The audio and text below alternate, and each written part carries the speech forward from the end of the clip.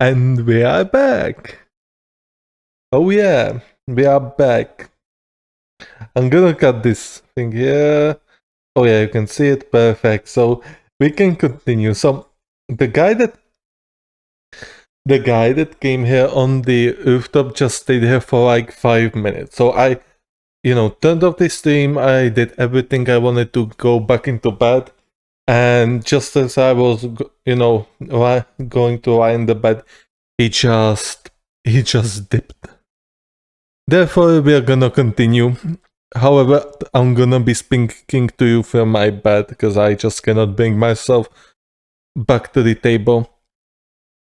My voice might be now even more or less audible than it usually is, but I'm sorry, I just cannot set this stream up again. I just cannot bother myself after going to this work to just set it to basically unpack everything off and for it to just go and set it up once again. So therefore we'll continue. Hopefully I can find some good sweet spot there. We'll see. The Swiss government hit a cyber attack ahead of Ukraine peace summit. Yes, if you did not heard already, the Swiss government is going to do something like a peace summit. However, the Russians will not agree, therefore it is not a peace summit. When one of the party is not invited there or is not attending, that's harder a peace summit. The Chinese are low-key boycotting it. They are like doing their own share of work, so some of the other nations do not attend. Now we get this cyber attack. It's waste of time if you don't get both Russians and the Ukrainians into one room, then it's useless. That is absolutely useless. And if the Ukraine now creates a delusional peace deal, it can go pretty bad. Because I mean, the war in Ukraine, it got stabilized. It is stabilized now, which is very good for the Ukrainians. The Russians are still attacking en masse, however, they do not have that big of a success, and they were even pushed back a bit in some sectors. So the situation is definitely not looking too good for the Ukraine. Sure, people will tell you that the Russians have suffered a lot of casualties, and then let me ask you one thing. Do you think the Ukrainians do not suffer a tons of casualties? Do you think that for one dead Ukrainian there are 5 dead Russians? Come on. Like, I understand you've never been to war, me neither, and I understand you probably know the war from like, your war knowledge comes basically from some old book you did not pay any attention to in your high school, and then from some YouTube channels or meme channels or oversimplified videos, but that's not how war works in real life. That's simply how it does not work like this. Yeah. Ukraine has suffered a lot of casualties, and we've seen also some of the officials said they need manpower, and they even enacted, they lowered the age of the conscription. Like, do not be blind. Pay attention to the information. I'm going to boot up my chat so I can see if somebody actually comments. This is definitely going to be a difficult task for me because I'm not quite sure where I'm gonna have this chat. Here. There we go. I'm gonna have it here on my chest. And hopefully it goes good. Geneva, Switzerland government websites were hit on Thursday, June 13, by the first of an expected wave of cyber attacks ahead of a weekend summit on peace in Ukraine, hosted by Bern. The National Cybersecurity Center, NCSC, said the distributed denial of service DDoS attacks which make websites or network resources unavailable by flooding them with malicious traffic resulted in minor outages. A first DDoS attack on various federal government websites and organizations involved in the Summit on Peace in Ukraine began this morning, the NCSC said. The attacks were expected and are presumed to be in connection with the summit. They result in minor outages. The operation of the affected unit was not significantly altered. The NCSC said it would issue regular updates. The DDoS attacks are intended to impact the availability of these services, the security of the data, and systems was never at risk. Hacktivists use cyber attacks to launch a disruptive maneuvers in cyberspace to spread political messages and attract attention, it said. The attacks are within the expected range and there is currently no acute danger. And this is the article. No, there's still a tiny bit more. On Saturday and Sunday, Switzerland will host its first summit on peace in Ukraine at the luxury Bergenstock resort outside Lausanne. The Swiss government says dozens of countries have confirmed their participation. The summit will try to come up with a roadmap for involving both Ukraine and Russia in future peace process. Russia started its full-scale invasion of Ukraine in 2022. Moscow said it was not interested in attending the conference and therefore was not invited. So, okay, Moscow says it was not interested and they were not invited. Again, like, if you cannot bring both parties to the table, then such peace talks are completely useless. I mean, at this point they are doing the Yalta conference, and the Ukraine is not winning the war. They are in a stalemate. They are currently at the stalemate. The front is not really moving much. The Russians are making some gains at some parts of the front. Then they lost some territories at some other parts of the front.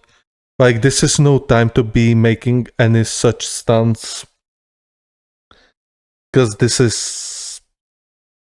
it is useless. Like, you are drawing a peace that will probably never come.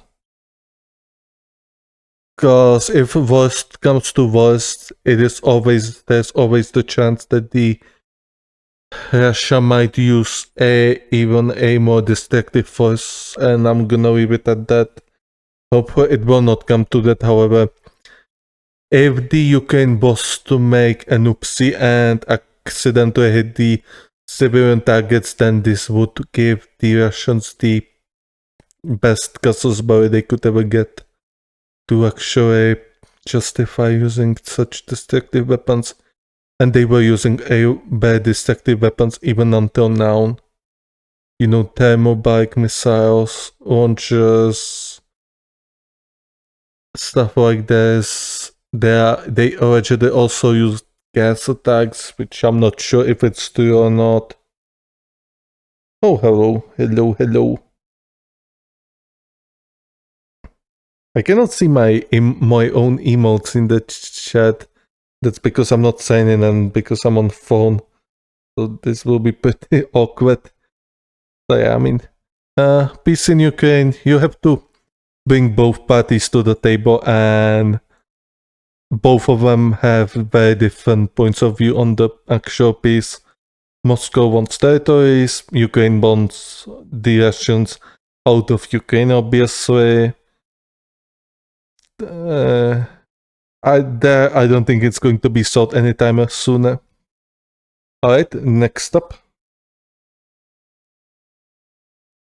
Yes, I know that I can have an app. I'm too lazy to install it because I do not use Twitch on my phone. I use it on my computer, on my notebook. Unfortunately, I'm currently using my notebook on reading the news, and as long as nobody watches these streams, I will simply not bring any. I will not buy any other notebook because it would be waste of money. I've already invested in this nice microphone I have in my hand right now. EU seeks detail on Oh. Oh yes, I was definitely looking forward to this. EU seeks detail on porn platforms measures to protect minors. Okay, this one is going to be a video. I'm going to do my absolute best to talk at least 10 minutes about this. The European Commission has asked internet platforms, Pornhub, Xvideos, and StripChat what measures they take to protect minors and to prevent the spread of illegal content online. Obviously, you might remember that Pornhub, very long time ago, had made your accounts. If you wanted to post a videos on Pornhub, you have to be an approved account. They did that because there was a lot of illegal content on the Pornhub, and I also remember that one of the bigger companies that used to be there, that used to do some sort of casting or stuff, some of the guys were turned out a human traffickers or something like this. They were involved in illegal stuff, so there was a lot of outrage back then. Therefore, the Pornhub became much more strict about the measures to protect, its users and to protect themselves from any sort of sanctions. You probably do not know that, however, the credit card companies do not like erotic material at all.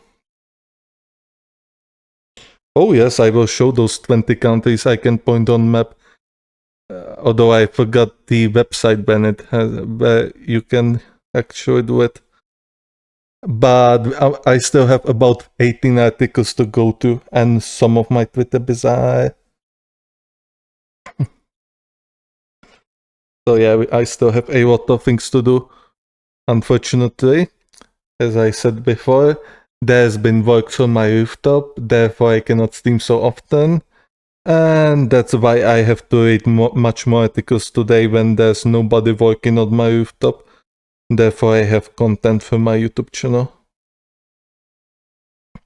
And to finish my sentence, the credit card companies are doing a lot in their crusade against the erotic material. They do not like it. And another example is now the site of Pixiv. You probably do not know that, but that's an art sharing platform which had to, and one of its legs called Fantia, I believe, that got cut off from credit cards and had to find a way to go around it, which cut off a lot of artists. Pixiv is sort of mixed. You have, your very good artworks there. You have a lot of good artworks there. You also have a lot of very naughty artworks there as well. And there's a minority of some artworks that are very questionable. I'm not going to go into detail. I'm not going to go into detail just what kind of questionable artworks are there, because it's definitely not a nice thing to see. Okay. We read that. Among other information, the Commission requires detail on age assurance mechanisms adopted by these pornographic platforms, it said. The European Union last year added 3 adult content companies to its list of companies subject to stringent regulations under new online content rules. The rules under the Digital Services Act, DSA, require companies to share data with authorities and researchers, conduct risk management, and undergo external and independent auditing. They also allow the Commission to impose fines for incorrect, incomplete, or misleading information in response to a request for information. And this is everything, of course. It's a Reuters article, so of course Reuters have very small articles. That's what she said. Okay, I'm gonna do my absolute best to keep talking more about it. As I made a video a long time ago, like 11 days ago, child exploitation is a very serious topic. Every year there's about 300 million instances where the child is subject to some sort of sexual harassment alone. Those are astronomical numbers, and it will only get worse with the rise of AI, because AI will make it very easy to do deepfakes, much more convincing deepfakes than they were years ago, as you probably saw with the naked Taylor Swift image that was going on Twitter, I believe. Very nasty stuff. However, the AI can also be a solution and can also help catch many of these predators. It already helped in catching some of the child traffickers in the lower income countries, and hopefully it's going to get adopted even more, and it will help bring safety to those children, because it is quite richer, a pandemic going on with these things that the children have to go to. I wish this article was longer, however, it's Reuters. I do not like Reuters. They make very short articles and their website is bullshit. So yeah, obviously, I mean, the porn sites also has to make sure there's no illegal content on their website, because it's not a good look for them. And especially in today's age, well, the erotic industry has become much more normalized than it once was. I mean, you maybe even saw the video about that the Nutaku platform is now used more than Steam in multiplayer space. So that is a huge signal that the adult industry is really here, and it's probably here to stay and even beat the mainstream gaming platforms. And the mainstream gaming platforms not the mainstream gaming platform. The gaming companies are to blame though. They make trash games. They make trash games with microtransactions, which exploits you. And there, they make some very bad games with quite a bit of thirsty stuff, alright? It's, they make a game with a character who has a nice rack or a nice fucking ass, alright? Some, nice fucking girl or female with good tits and ass. Just, in some bikini, you can buy, microtransactions to see some other photos of her. Everything is very close to not safe for work. I mean, it is not safe for work, obviously, especially if you have a girlfriend. You should never watch porn or even play such games if you have a girlfriend. Like, no, don't be like that. Don't be horny. It is very bad for your relationship, and it is very bad for you.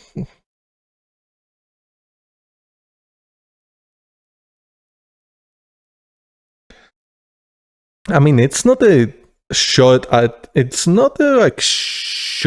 theme. Like, you can make definitely a much longer article about this and explain in much more in detail the impact the porn industries and the influence the porn industries have on the modern population, because the influence has definitely risen. Like, in normalcy, when you go on the street or when you talk with people, you're probably not going to notice it. However, the data speaks for itself. I read an article or watched a video when in top 5 or in top 10 of the most searched websites on Google, 3 of them were porn sites. Yes. 3 of the top 10 most searched websites on Google were porn sites. That is massive. That is absolutely massive. That is absolutely what she said. Oh, we've been talking, I think, for about 10 minutes. Nice. So I mean, it should definitely there's a much bigger attention this rise of porno industry.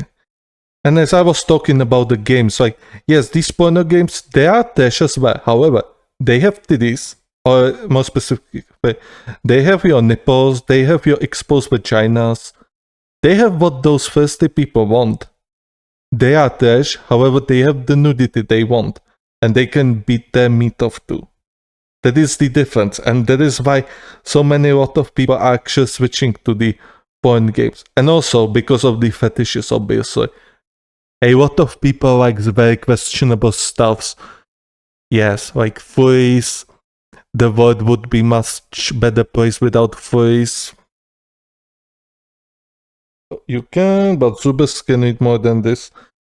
The Zoomers' attention span is about 15 seconds. That's they wouldn't even finish this first column.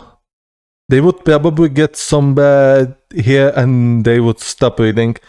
The Zoomers, they read this headliner, and that's about it. And the adults are no better, honestly.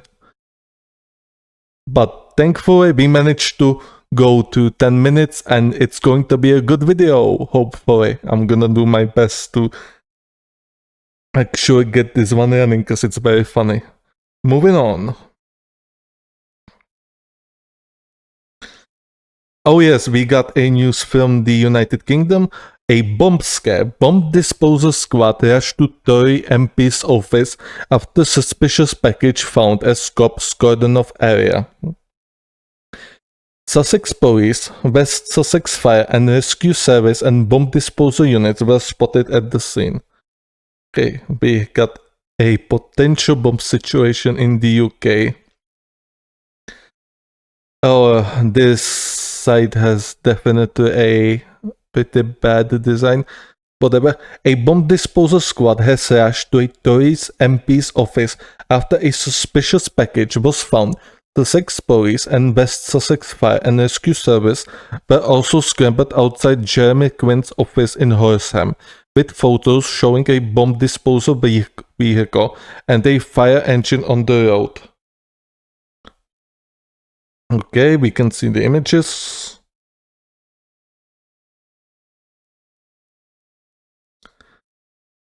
And there's the guy who allegedly got that suspicious package. I have no idea who he is. From the stories, I only know David Cameron, obviously, the former Prime Minister, and Rishi Sunak, who's doing his absolute best to complete this sturdy Conservative Party, the Tories.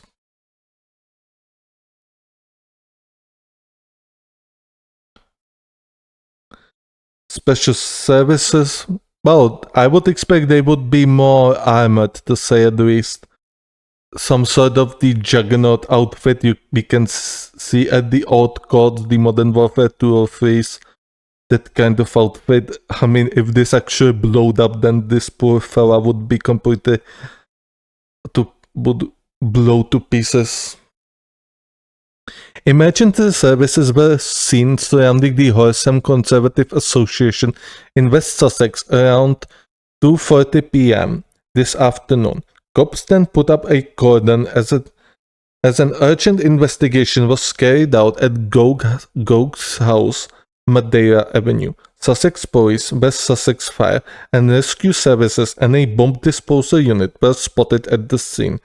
Police reportedly arrived first at the scene this afternoon before the bomb squad and fire service arrived at around 5 p.m. Tory MP Quinn later confirmed there was no cause for alarm.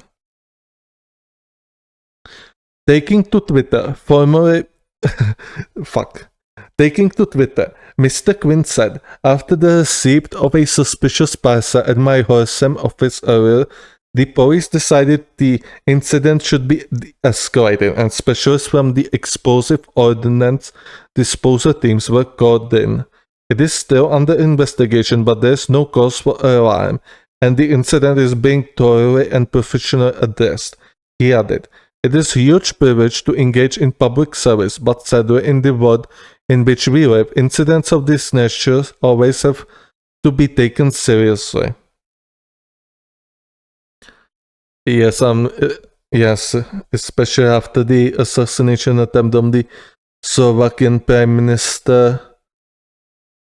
Stop recommending me Kanye West's girlfriend or wife or whatever she is.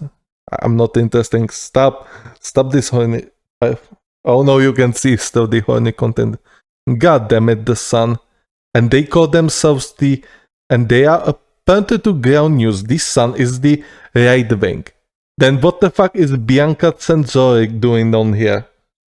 Oh wait, because Kanye also is right wing, so of course this sort of clothing is now appropriate when you have the right opinion. I am very grateful to the emergency services for their prompt action and continuing to work to ensure public safety. Oh, and somebody's calling me, so I'm gonna have to mute myself for a minute.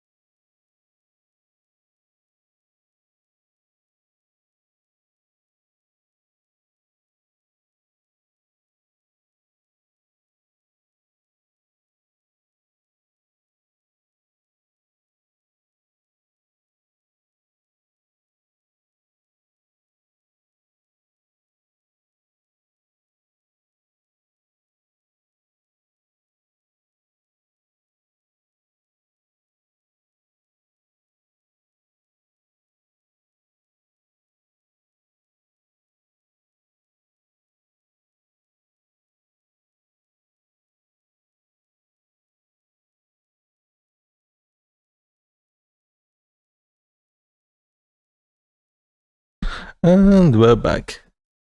I had to go open up the doors. I'm gonna put here, get my chat back up, and we're gonna continue. Hopefully. I hope there won't be any other annoyances.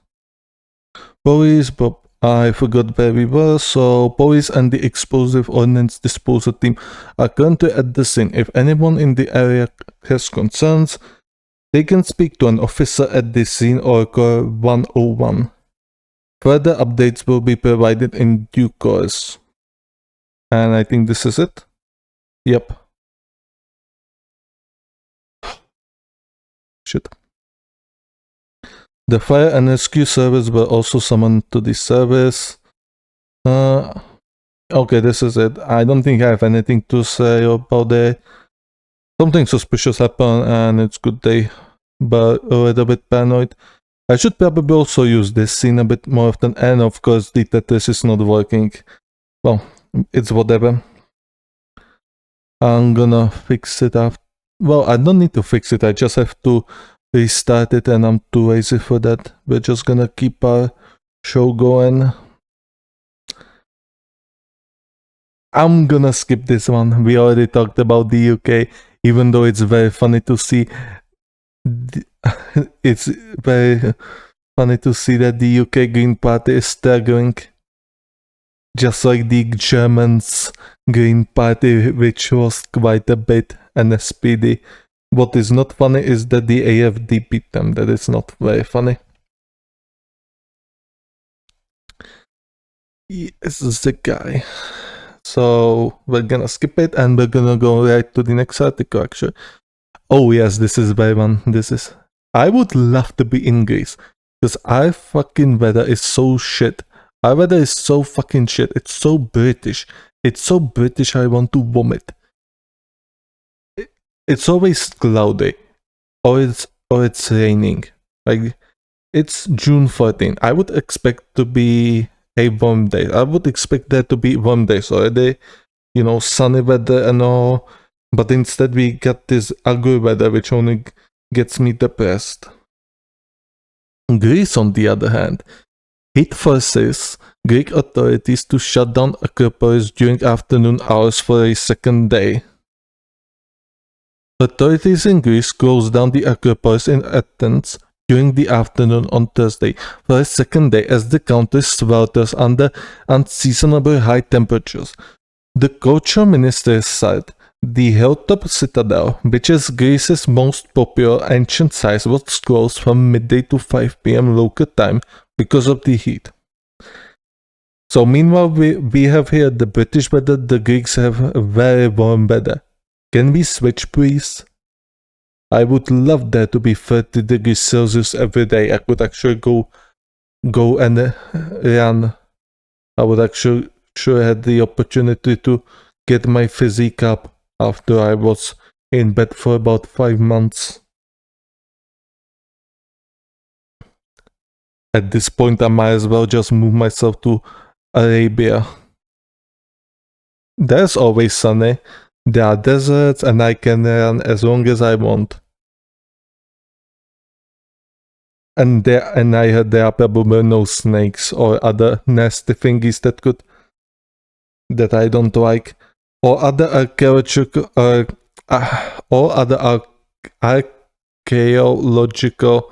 sites in the Greek capital were also shut during the same hours. People who had booked visits for that period could use their tickets later in the day until the site closed at 8 p.m., the minister said. Temperatures exceeded 40 degrees Celsius. Meanwhile, in my area, 10 degrees Celsius. And I'm only like 200 or... Like, how much farther I am from Greece? Like, 400 kilometers, 500 kilometers I'm away from Greece, and I get only 10 Celsius degrees. I hate this I hate this weather. I hate this climate so much. I want nice weather. I demand good weather. I demand sunny weather. I demand 30 degrees Celsius every day.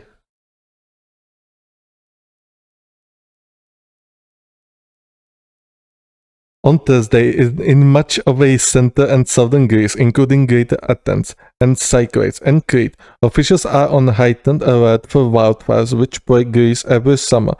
The minister responsible for civil protection, Vasilis Kikirias, said Thursday posed a particular wildfire risk due to a combination of high temperatures and winds.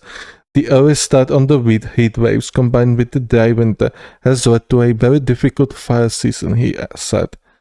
The fire service also warned of very high wildfire threat on Friday. Authorities in Athens are providing air-conditioned areas to public and have issued fans to secondary schools where the end of the year and university entrance exams are being held. Temperatures are expected to drop on Friday and Saturday. So yeah. Anything more? Oh, the comment section which actually does not work. So yeah, the Greece has major problems with temperatures. As I stated before, I do definitely believe there's a climate destabilization going on. The weather is definitely becoming quite a bit extreme compared to the previous years.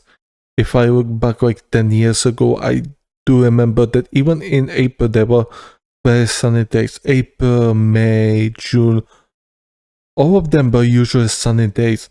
Nowadays it's just very bleak and very depressing weather.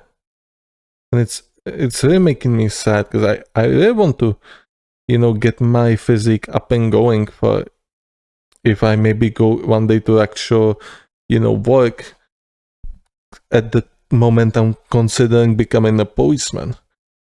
And I can't really do it because otherwise, yes, I can definitely run to my limits every day, but I'm scared that it's going to start raining at me. And, as I said, when the liquid just pours out of your body, when you're hot and it then starts raining on you, it's not good for your body. It's not good for you at all. Like, it's not a very good climate we are in right now, and I wish it's going to get better. Because at the moment, it seems the climate is just, the warm days are just going closer and closer towards the autumn, towards your September and October, and I do not like that. I want the summer to be warm and not the autumn. Moving on. Very short article once again.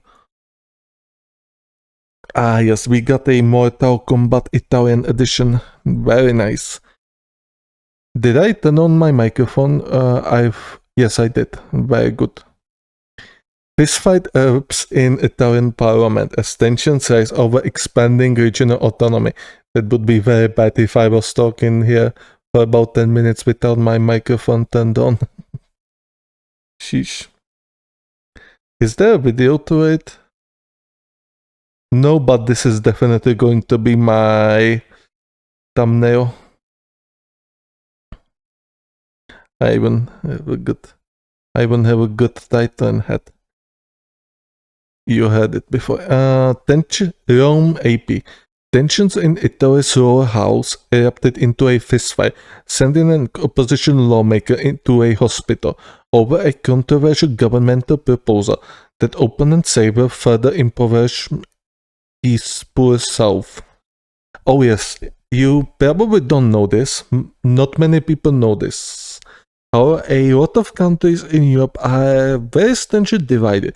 You have Germany, the West and East, that are still very divided by the wages, by the healthcare, by the education, and even by the corporation, just where the corporations has their headquarters. Not many German corporations have headquarters in the Eastern Germany, which was former the Socialist Republic of Germany, the satellite state of the Soviet Union. The Italy, on the other hand, has a more longer historical reason. Formerly, actually, the southern Italy was richer than the northern Italy. However, as the industrialization progressed, the northern Italy actually overtook the southern Italy, and nowadays the north is definitely richer than the south. And it's been like that for many, many years, for many decades, I believe. And the lawmakers and the Italian politicians have still not figured out the way how to correct this. You have basically one part of Italy which is very rich. You got, Milan, Roma, Venice, Genoa, and then you have the southern Sicily, Palermo, Sardinia, I believe, and Napoli. And those areas like that are just much poorer than the north. These are not only the two examples. I believe there are other examples in Europe as well. Most notably, I believe French maybe as well. No, the Belgians. Yes, the Belgians also are very divided. However, I digress. It is definitely very interesting to study this. So, moving on. The video of the Fight Wednesday shows lawmakers converging on the Fifth Star Movement lawmaker Leonardo Dono, who opposes the changes after he tried to hand an Italian flag to Regional Affairs Minister Roberto Calderoli, a fervent lawmaker from the Lega party with northern roots, drafted the contested expansion of regional autonomy that would mostly benefit the regions like Lega strongholds of Veneto and Lombardy. Italian media report that Dono was taken to the hospital for evaluation after being hit in the head and the chest. Foreign Minister Antonio Tajani, interviewed on the Sky TG24, expressed disappointment at the scene. "I have no words," Tajani said. "We need to set another example, not punches to resolve political problems. It's not braggadocio. It's not shouting. It's the ideas that needs to be explained well to persuade voters." Well, this definitely more sounded that the Lega, which I believe are in coalition with the Fratelli d'Italia, the current ruling party, was just buying voters. That's what it sounded like. But yeah, these are politics in a nutshell. Just parties are trying to bribe their own voters. The sad reality of the democracy. The proposal would give additional regions expanded autonomy in specific functions, a move that that the opposition says will further increase the north-south divide in Italy. Currently, 5 regions are granted autonomy, which in part reduces the tax revenue due to the central government in Rome. They range from Trento, South Tyrol in north, which is comprised of autonomous provinces of Trento and South Tyrol, to Sicily in the south. The other 3 are Friuli, Venezia, Giulia in the northeast, Aosta on the northwest, and the island of Sardinia. And this is it. Once again, very short article. We have very short articles, which is definitely pisses me off a bit. But hey, I'll just pick these articles. I do not read them beforehand, so I go in blind and I have to adapt on every article. It's definitely much more better than to prepare, as it helps me to develop my, I do not want to say critical thinking, as my speaking quality is quite low at the moment. Definitely much inferior to my writing. But hey, we are improving slowly but steadily. Okay, unfortunately there's no video. However, I'm gonna do my best to find it on YouTube and I'm gonna show it in my video. I'm gonna post to YouTube hopefully. Hopefully this is not too short, and even if it was, I'm gonna post it regardless. The videos do not have to be over 10 minutes. I'm not getting any ad revenue to begin with. So moving on, we got a... Oh yes, we got the football news. Nice. About Borussia Dortmund. Borussia Dortmund coach Edin Terzic leaves immediate effect. It was Edin Terzic who reportedly asked Boris BVB to terminate his contract with immediate effect. Yes, I actually read about this early on, that he had the problem with the team's captain, I believe, Mats Hummels. And the Hummels had allegedly said that it will be either him who goes or the coach. I'm not sure what happened, because I mean, Borussia did pretty well this year. They ended second in the Bundesliga. No, fourth in the Bundesliga, sorry. First was the Leverkusen, second Stuttgart, third Bayern Munich, and fourth Borussia. And they finished the runner-up in the Champions League. Unfortunately, they did have to face Real Madrid, the Galacticos, who are pretty much almost unbeatable in the Champions League finals. Like, the Real Madrid had not lost a Champions League final since 1994, I believe. So for almost 30 years, Real Madrid has always won the finals when they got there, which is really a jaw-dropping fact.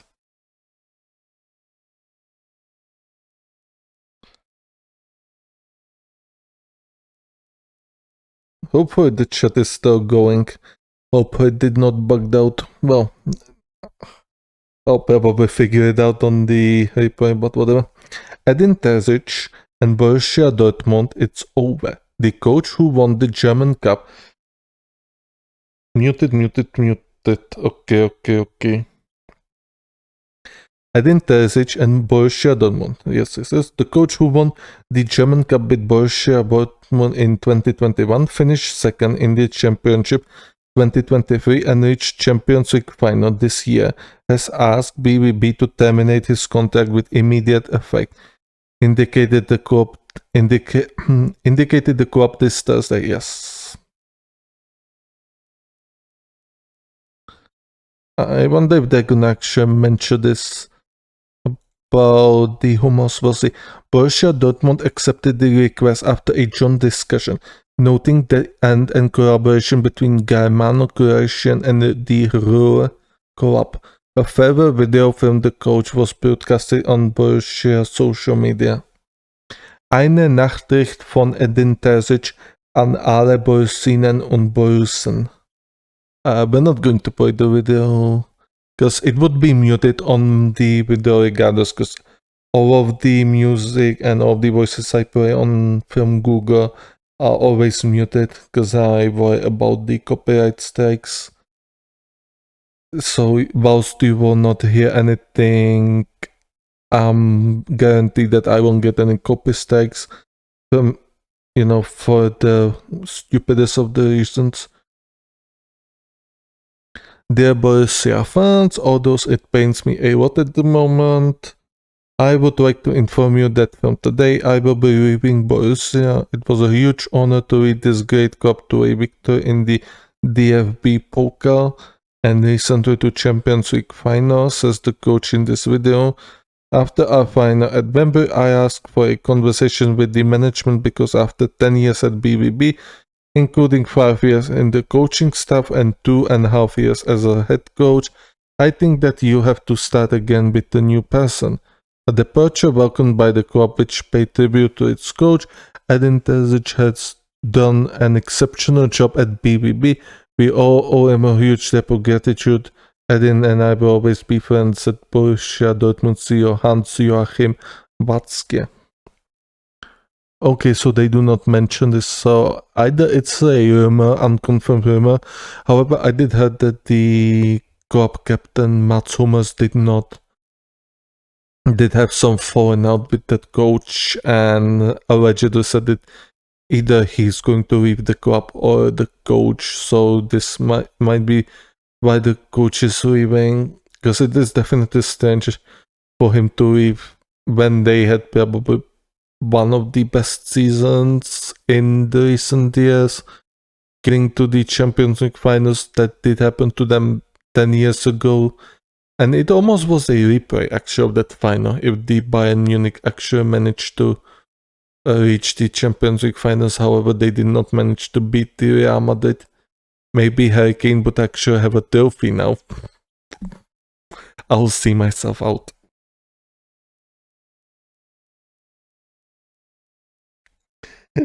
Yes, we got Apple. So I'm not sure if any of you actually follow the stock market. According to my data on my YouTube channel, no, nobody cares about stock market. Nobody wants to get rich. But Apple brings ChatGPT to iPhone, unveils Apple Intelligence. Yes, and their stock price did go up quite a bit. To 200, I believe. I could Google it for you. Do I want to Google it though? No. You can Google it yourself. Apple stock price. So Apple is trying to also jump into the AI hype. They bring some changes to the new iPhones. From what I was looking, a lot of people were actually memeing on them I do not own Apple, and I will never own Apple because it's overpriced, overrated phone. There, I said it. Android is much better. But then again, the USA has banned any Chinese phone, so yeah, you can only buy expensive shit. Uh,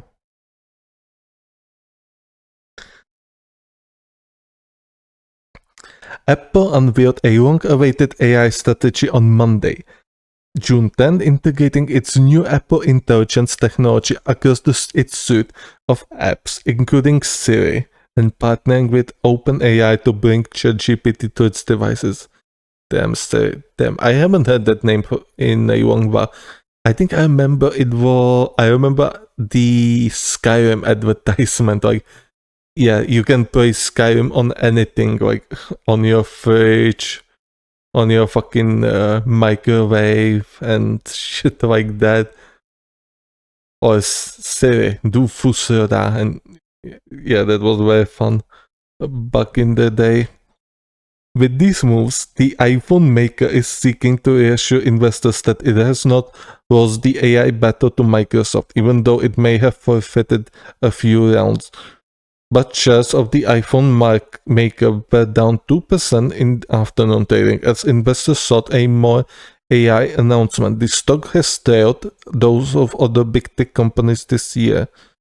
The AI features were announced at its Worldwide Developers Conference and will come to the latest operating system for its devices, which were also demonstrated at the event. The features will also allow users to summarize text and generate other content such as personalized animations with to wish a friend happy birthday.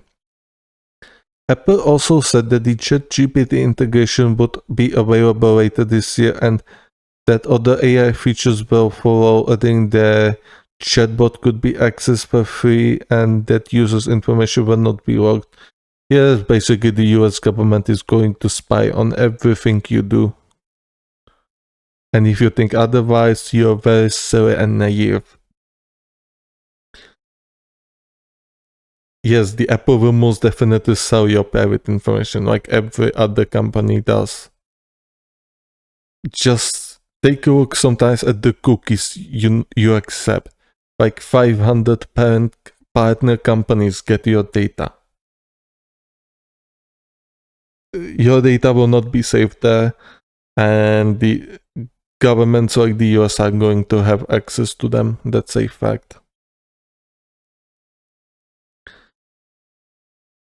Apple executive Craig Federighi and introducing the ChatGPT integration said, "We want you to be able to use these external models without having to jump between different tools." The company also revamped Siri with generative AI technology to give the long-lagging voice assistant the ability to control individual app features. That means Siri can now delete emails and edit pictures for iPhone users. Okay. Powers that had proven tricky in the past, as the assistant needs to understand the user exact intentions as well as how the app works. Siri will also tap into ChatGPT expertise and seek permissions from users before querying the OpenAI service. Known for its focus on safety of user data, Apple said it had built AI with privacy at the core. Yes, I press massive, massive, massive X on that.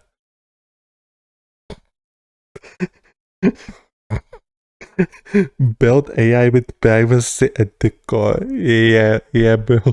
Cool story, bro. uh, and that it would use a combination of on-device processing and cloud computing to power its AI features. Yes, this has to be one of the funniest things I've read. Apple built something with privacy at the core. Yeah, no. Nope. No. No. No. Known for its focus on safety of user data. Apple said it had. Yes, sorry. I was about to read it again over fact. To make that happen, Apple plans to use its own chips to help power AI features on its devices. It also unveiled private cloud compute, saying its AI could draw on larger server-based models while protecting users' privacy. While its AI rivals are targeting enterprises, Apple plans to stand out by making the technology relevant to its more than 1 billion users, most of whom are not tech aficionados. Apple said iOS 18, the software powering its flagship device, makes the iPhone home screen more customizable and includes improved versions of its in-house apps. The new software will also come with a lock-on app feature that will help people protect sensitive information. Users can opt out to lock specific apps and keep data more tightly controlled in the OS. Apple also said it would group messages in its email client starting later this year, categorizing them in a primary folder, a transaction folder, and promotion folder, and other more specific groupings. For instance, communications by an airline, a high-level categorization are similar to a now old feature in competitors Google's Gmail. The company is also making a mixed reality headset Vision Pro available in 8 more countries, including China and Japan. The new Vision OS 2 software for the headset will use machine learning to create natural depth photos and come with new gestures. I actually iPhone still sold in China? I'm not quite sure, but I'm not quite sure if the iPhone is still sold in China. I would assume it probably still is. And that will probably should also tell you everything you need to know about Apple and privacy. Like if you think the Communist Party of China is going to allow Apple to not actually give up your privacy, to the party, then it is a bit silly. Not quite sure how it works in the US, and although I mean I did read that Apple did not give out some data to the FBI or CIA some time ago. I mean, they do have to sort of do these stunts because they sort of need a justification for their $1,000 price tag. I believe it's now $1,200 actual dollars. But yeah, still, I will never buy Apple. Apple uses the developer conference at its Cupertino, California headquarters each year to showcase updates to its own apps and operating systems, as well as to show developers new tools they will be able to use in their apps. Apple has been using AI behind the scenes for years to power features on its device, such as the ability of its watches to detect crashes and fails, but it has been reluctant to tout how this technology boosts functionality on its devices, as Microsoft has done with the help of its early bet on OpenAI. Microsoft overtook Apple as the world's biggest company by market capitalization in January. AI chip giant Nvidia briefly overtook Apple last week as the world's second most valuable company, underscoring some investors a shift in power in the tech world. As I said many times before, Nvidia is big, and you should definitely have invested in Nvidia. If you had invested last year in Nvidia, you would have made 100% profit, even on the base stocks. Imagine how much you would probably make if you were buying the CFD. Again, this is not a financial advice. Unfortunately, we do not know this information. The only person who knows this is Nancy Pelosi and a few other chosen ones from the US Congress.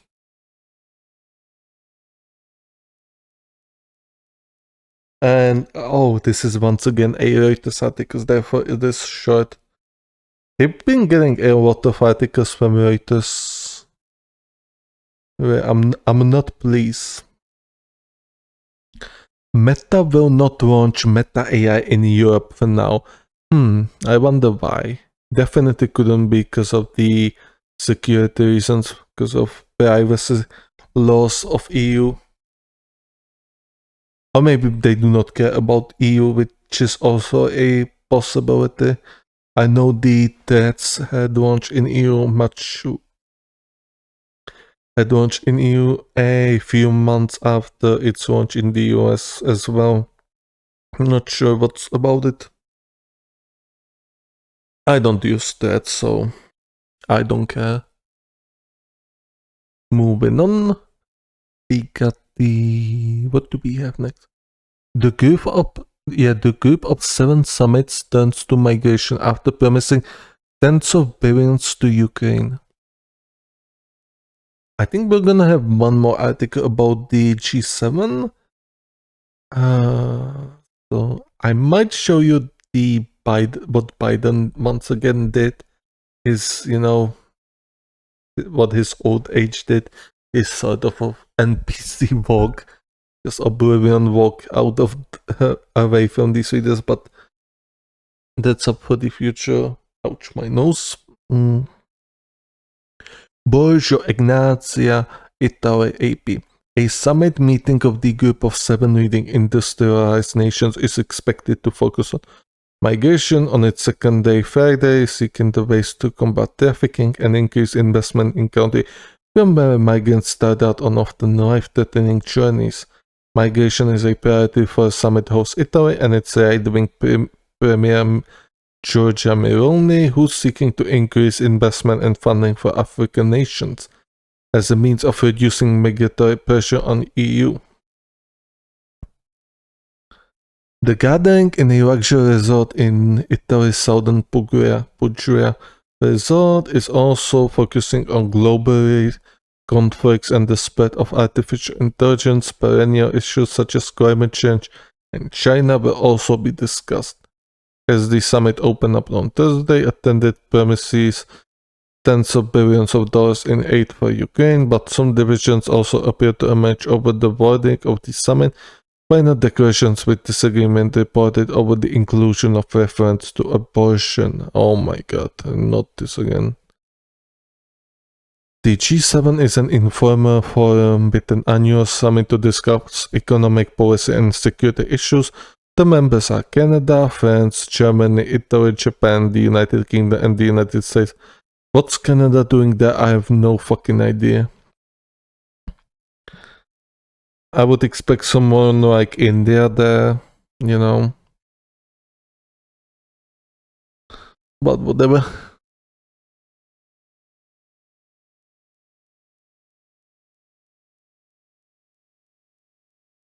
G7 leaders said they will launch a coalition designed to counter migrant smuggling by boosting the investigative capabilities of countries of origin, transit, and destination. In a draft statement seen by Associated Press, the G7 leaders said they will need to work to improve reliable data exchanges between countries that are crucial for joint enforcement sanctions against smuggling and trafficking networks. The draft said G7 will utilize a follow the money approach. Yes, cui bono. Approach to identify, investigate, and disrupt organized crime while enhancing cooperation on seizing criminal assets. According to the draft statement set to be released at Saturday's conclusion of the summit, these steps are part of the three-pronged approach to tackling migration. That approach includes getting the root causes of irregular migration or remedying them through sustainable development initiatives, economic investment, and stabilization effort. The G7 will also work to support the stable and dignified return of persons not eligible to remain in third world countries, as well as to support sustainable reintegration efforts in countries of origin. G7 will also foster regular pathways to migration that need to respond to national requirements, adhere to our legislation, sovereign decision, and to principles of fair recruitment. At the same time, initiatives establishing these pathways should take into account the need of vulnerable population and employ gender, age, and age-sensitive approaches to prevent abuse and exploitation. G7 leaders step up efforts to countering foreign information manipulation against democracies. By their statement said the group of 7 leading the industrialized nations will set up by the end of the year a framework designed to counter foreign threats to democracy, including publicly exposing foreign operation of information manipulation. The draft statement seen by the Associated Press said G7 leaders are more concerned than ever about foreign information manipulation and the interference FEME in democratic institutions and processes in light of rapid evolution of emerging technologies, yes, the hybrid warfare. The Russia is waging an information warfare with the West, obviously, due to their support of Ukraine, misinformation, and as well as support as paying people to do some nasty stuff.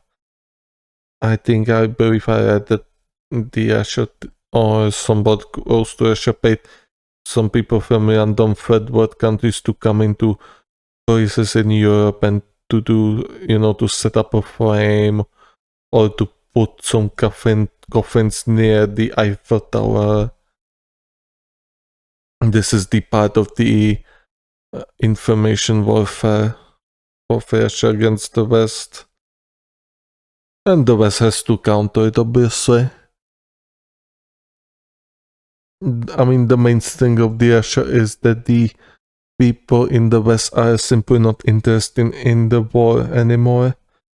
Or most of them. There's still a good portion of people who will support Ukraine. However, a lot of people are pretty much very tired of it and they just want to dip out, which is not a good move. That concern extends to how attempted interference campaigns and malicious cyber activities and transnational repression collectively undermine sovereignty and democratic values. According to the draft, which will be released at the end of the summit, the leaders pledge to strengthen the efforts to better prevent, detect, and respond to FEME threats throughout human rights representative practices, and by supporting the freedom of expression and free, independent, and pluralistic media. The leaders also call on tech companies and social media platforms to step up efforts preventing and countering FEME campaigns and potential abuse of AI for this purpose. G7 leaders concerned over what they say are China's unfair business practices. So, here we go. By Italy. The group of 7 leading industrialized nations are expressing concerns over what they said were China's unfair business practices, according to a draft of statement to be issued at the end of a summit being held in southern Italy. The G7 said they recognize the importance of China in global trade and said they were committed to advancing free and fair trade at the level of playing field and balance economic relations, according to a draft of the final statement seen by the Associated Press.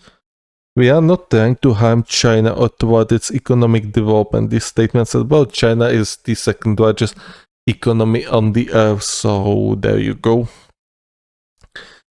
But the 7 nations expressed concern by the fact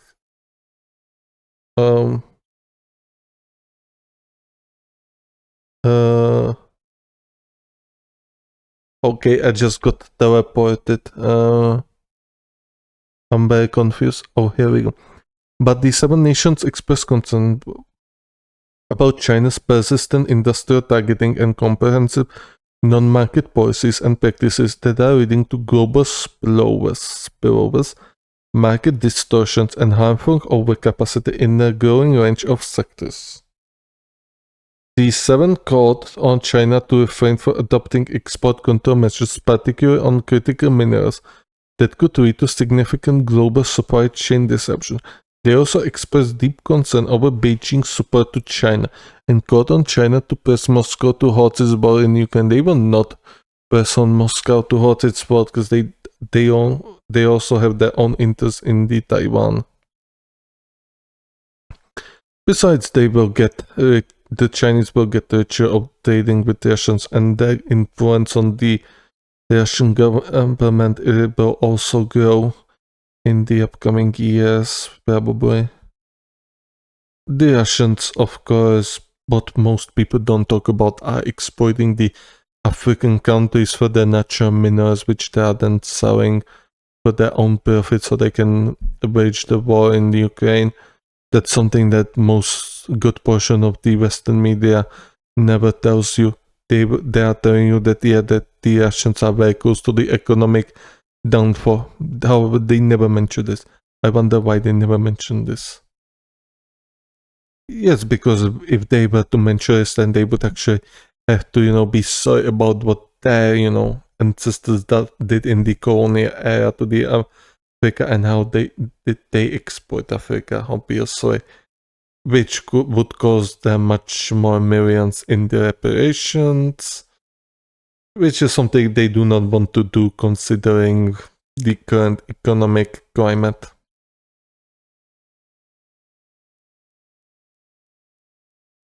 Biden fellow G7 leaders discuss policies from China affecting the global economy. Borgio Ignasi, Italy. President Joe Biden and other group of 7 members are discussing additional steps to address policies from China that they say affect the global economy. In May, Biden announced higher tariffs on critical manufacturing and mining sectors, including steel and aluminum,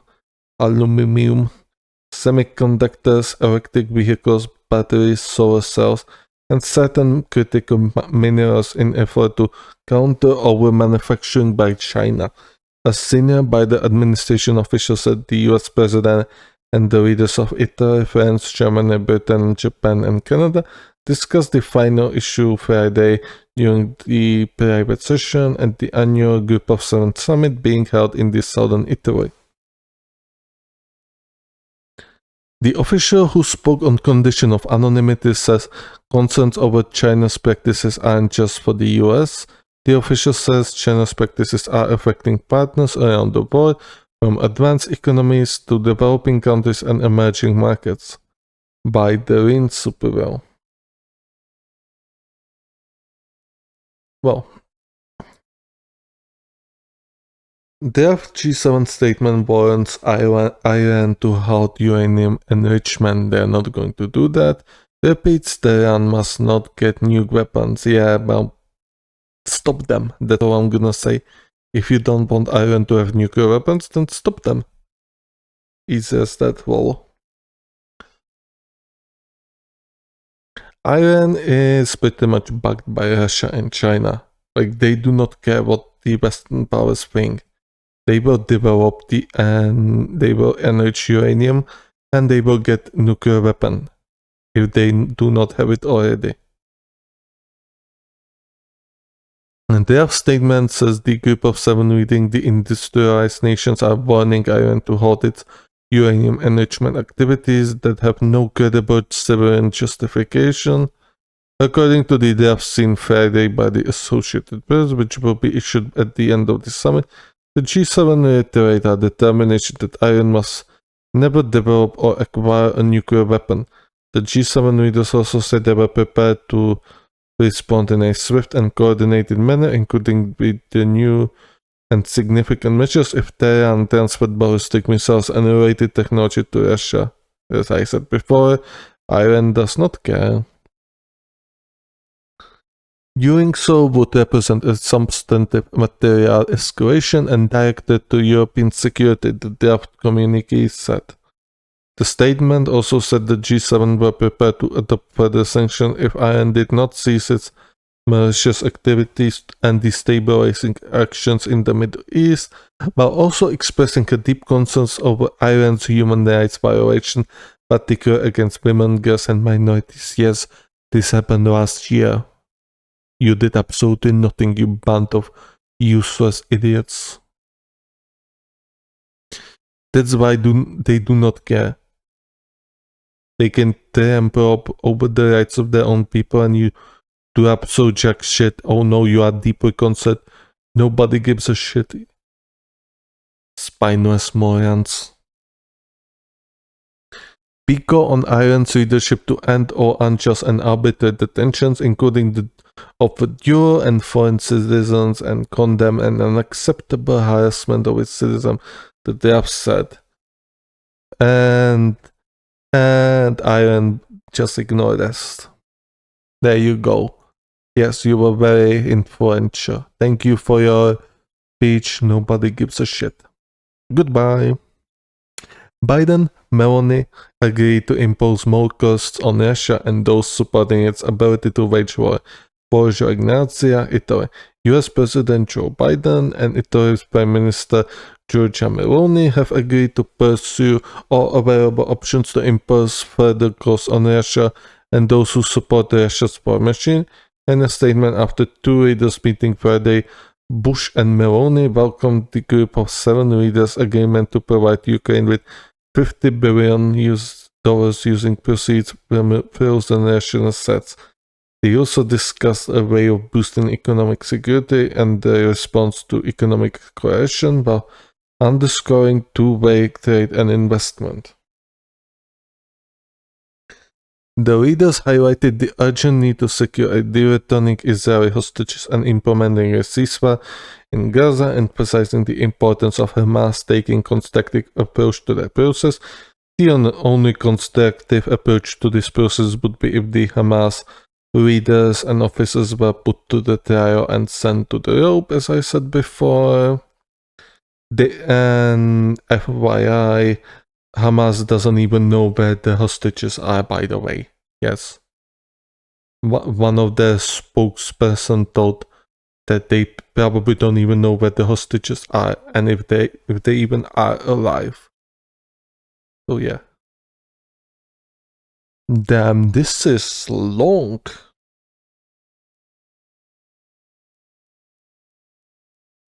Okay, there we go.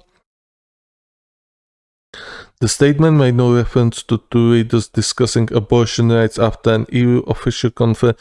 There would be no mention of abortion in the final G7 statement at the behest of the Italian government. I have no idea what abortion is even doing in G7. Like, this is like, I believe this is only American thing and Polish thing, because Polish are still very somewhat low-key fanatic with their own religion and ban abortions. Abortions in the EU are generally regulated that you can have abortions to up to 12 weeks after, the child is put to your womb, to say it very bluntly. That's quite a bit of time. Obviously, there are anomalies. Like I read about a woman who did not notice she was pregnant for about 6 months because her belly simply did not grow, and she was still very slim even after 6 years. So yes, obviously such cases can happen.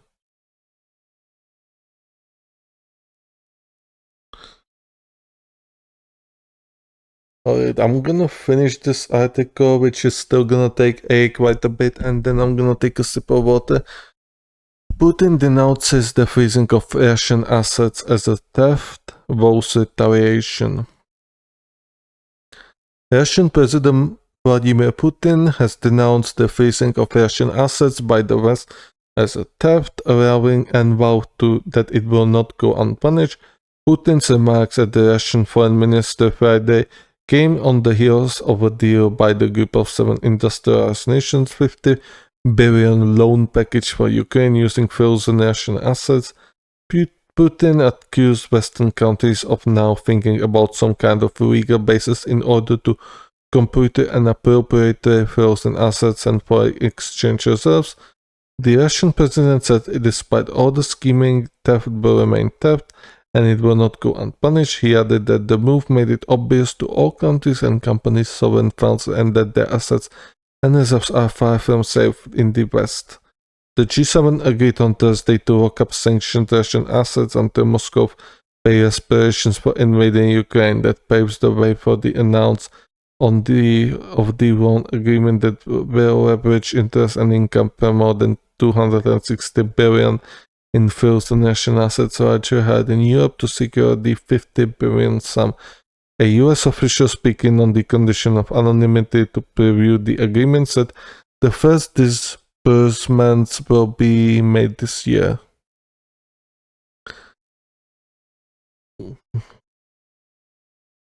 EU officials confirm abortion won't be mentioned in the final G7 statement. As senior EU officials confirmed that the word abortion will not be in final communique of the group of 7 readers. It was removed after the host Italy lobbied to remove it. Abortion, which has been vegan in Italy since 1978, is new on the political agenda of far-right Premier Giorgia Meloni's government. The final communique does contain reference to promoting sexual and reproductive health rights. The EU officials said it was not possible to reach agreement on these things in the room. The text does make reference to final communique on the last G7 summit in Hiroshima, Japan, which included a lengthy section on abortion, gender equality, and the LGBTQ plus rights, but doesn't repeat it. The official speaking on the conditions of anonymity said it's true the text is not reflecting what was agreed in Hiroshima. This is long.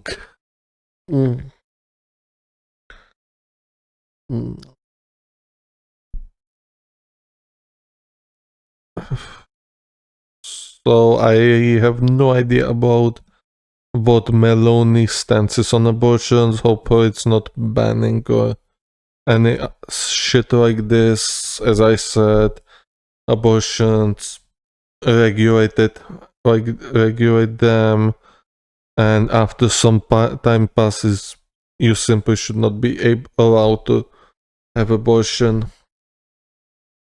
Obviously, sometimes it can be very hard to actually recognize if you are, pregnant, and there has to be exceptions, obviously, of cases where the abortions will be allowed, even if certain time passed. Especially if the one who's requesting the abortion is underage. Like, there should be no debate about that. Come on. Well, the United States Republicans thinks otherwise. But we are not talking about the EU and G7. Biden and Zelensky signed security agreement. Leaders of Ukraine and Japan signed 10-year agreement on security, defense, humanitarian aid. Official says US, Europe agree details to clear way for Ukraine. Sorry about that. Clear way for Ukraine loan package. Britain announces new sanctions aimed at degrading Russia's ability to wage war in Ukraine. As I said before, they are exploiting the African nations for their natural resources. Italy joins rail corridors project to connect southern and central Africa. Okay. And this is it. I'm not gonna read the view final because I need to take a sip of water. My throat is very dry and I need something moist in my mouth. That's not what I meant. So I'm gonna take a sip of water and I'm gonna show you what we'll be talking about next. The migration crisis. Oh my god, this is... Okay, this looks very, how to say, very interactive. So alright, I'm gonna take a sip of water and you can look forward to it. And we're back. My mic running? It is. 2, 4, 6, 8, 9 more articles to go. My throat is absolutely destroyed. I have no idea I'm going to make it through these articles. Hopefully they are short ones. And after that I'm going to show you my fantasy team for the Euros. You may have noticed I have it in my title. So you might see it for fun. I'm going to show you my captain, and I'm also going to show you my predictions for the match results, or for the match day 1 results that we got now. We got the migration crisis. Hmm? Hmm? Oh, fuck.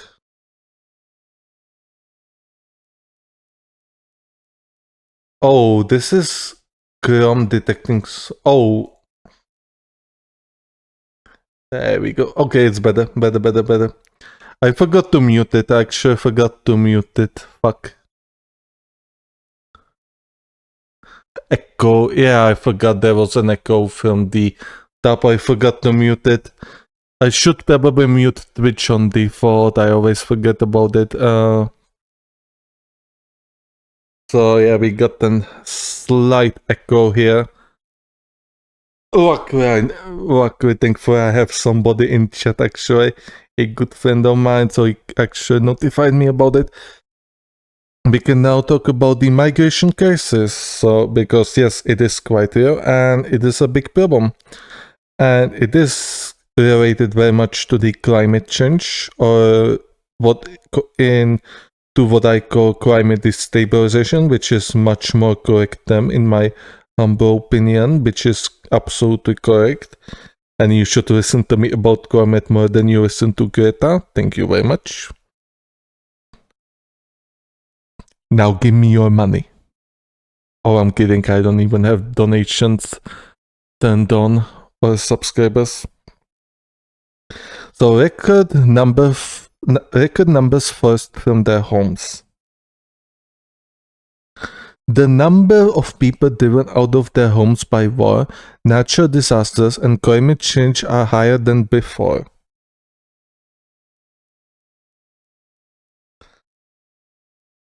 At least 117 million people were displaced in 2023, according to the UN data shared with the Sky News.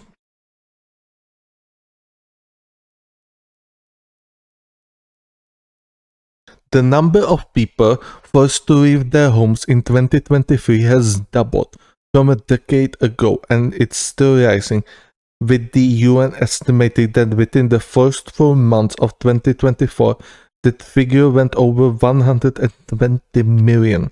Sky News data and forensics team have investigated what's driving these rising numbers from war and persecution to climate change. There's no more echo, I hope. Otherwise, I would be very mad. No, it's not. Perfect. And I have something in my nose. Fuck.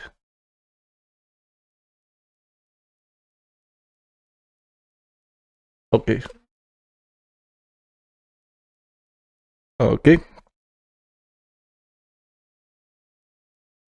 What's forcing people from their homes? Forcible displacement means that people are displaced from where they usually live, said Dr. Leonie Ansems-de professor of international politics and chair of the migration research group at King's College London. That's often due to conflict and other types of violence, human rights abuses, or natural disasters and environmental degradation as well, yes. Especially if a lot of people are fleeing from Africa. Africa is not a rich continent, but it's rich in natural resources. Unfortunately, it has a lot of weak rulers who sell their resources to authoritarian regimes, or they were colonized by the Western powers in the last century, and they are in deep shit. And they sell their natural resources for a small price. So the authoritarian regimes nowadays just keep their government safe and stable. It is not good for the African people. Therefore, a lot of them make journey to Europe. Okay, I just had something. It's probably nothing, I hope. It's very difficult to know exactly how many people are forcibly displaced worldwide, Dr. Anselm-Debree added. Just looking at the way which statistics works, different countries measure these things in different kinds of ways. There are huge gaps because we simply do not know who's moving and how they are moving. People may be forcefully displaced, but it doesn't mean that they will be permanently settled somewhere else. they may also return. Number of displaced people hits record levels. I think there was supposed to be some sort of graph here, but that's we see a blank graph here. This is quite a bit awkward. Oh, I see. So if you scroll with your mouse down, it shows the graph, and if you scroll up, yes, it receives down and up, down and up, down, up, down, up, down, up, down, up. Okay.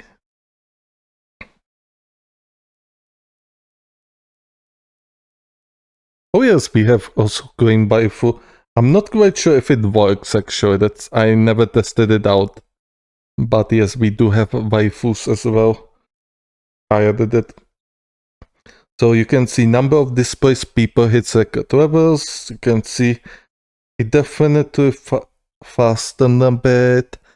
I think this was when the COVID sort of ended, or when it was sort of at its heights. Somewhere around that time, and now it's going up, which is not good. This is really not good for the Europe. Because there's three solutions. Either you let them in and let them integrate, which is something that Europe is not good at, with exceptions like Denmark maybe. Like Europe is not good at integrating people to their own culture. That is a fact. And you can see it in Germany and France. The second solution is to deport them back, which costs a lot of money. And Europe simply does not have money. Europe is indebted, the world is indebted, everybody is in debt, and it's fucked.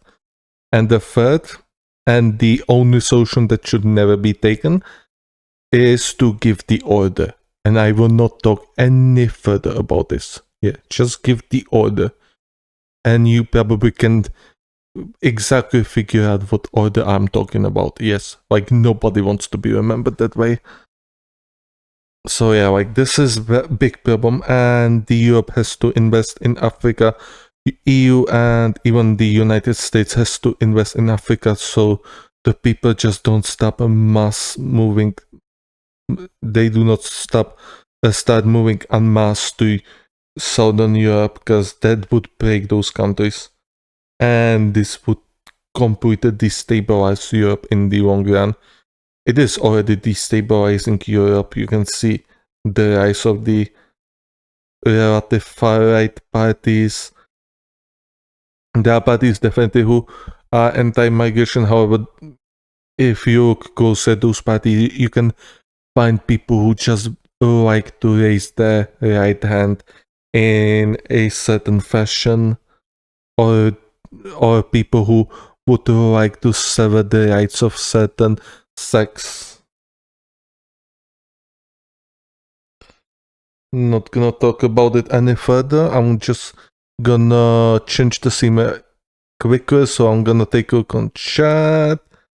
Good. I'm gonna take a look on the waifu reader bot actually, if it works.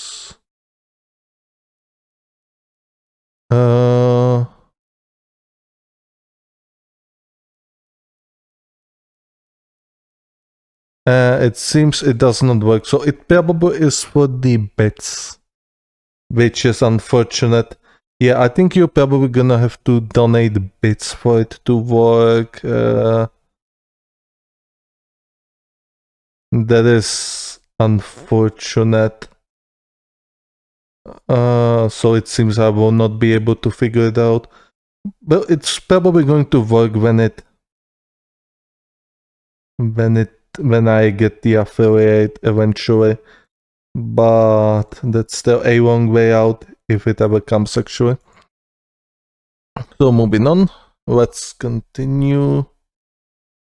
Muhammad's house was swept away after torrential rains hit swathes of Kenya in April. We had to abandon our shelter after it got submerged, said Shafan, after he and his family were forced to flee their home in Dadaab, refugee camp and search shelter in a school nearby. We picked only essential bedding and food. What happened to Muhammad is just one story of human suffering among the millions of those who have been forced from their homeland by disaster and conflict. Go 1 million. This figure represents 1 million people. Okay. Yes, this is quite a lot of figures.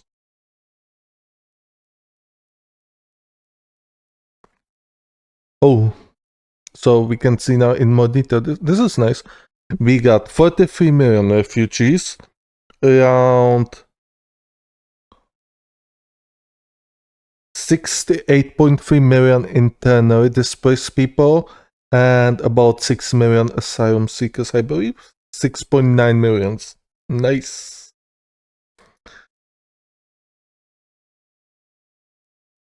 And I once again can see chat on my phone because this message from Steam Elements is just too big.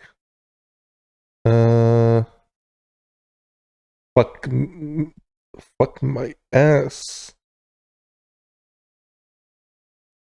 Around 6% of the total were asylum seekers who sought to gain legal protections and eventually refugee status in their host countries. I still cannot see chat. Oh my god, having this chat open in browser is very annoying. Whatever. Never mind. I'm gonna have to pay more attention then to the chat. Well, growing and dead journeys. You just can't get away from the fact that if climate change and extreme weather events are decimating food, livestock, and the crops, the ability of people to survive then it raises the tension to leads to conflict, violence, and displacement, says Andrew Harper, UNHCR Special Advisor on Climate Action. For the many who do leave, they can face grueling and deadly journeys with no certainty of safety or stability at their destination. Many of the countries who take them in the most refugees are vulnerable themselves, with fewer resources than more developed nations. Okay. Hold down control to zoom. Oh.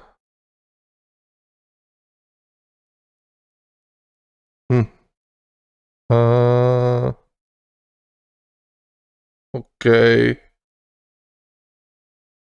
I'm not. Oh, Iran hosts the most refugees in the world, with most coming from two countries, Afghanistan and Iraq. Oh, interesting. Despite hosting many refugees, many also come from Iran and go to countries like Germany, which hosts the largest number of refugees in Europe at nearly 3 million. While Germany is the largest economy hosting many refugees, most host countries have much small economies.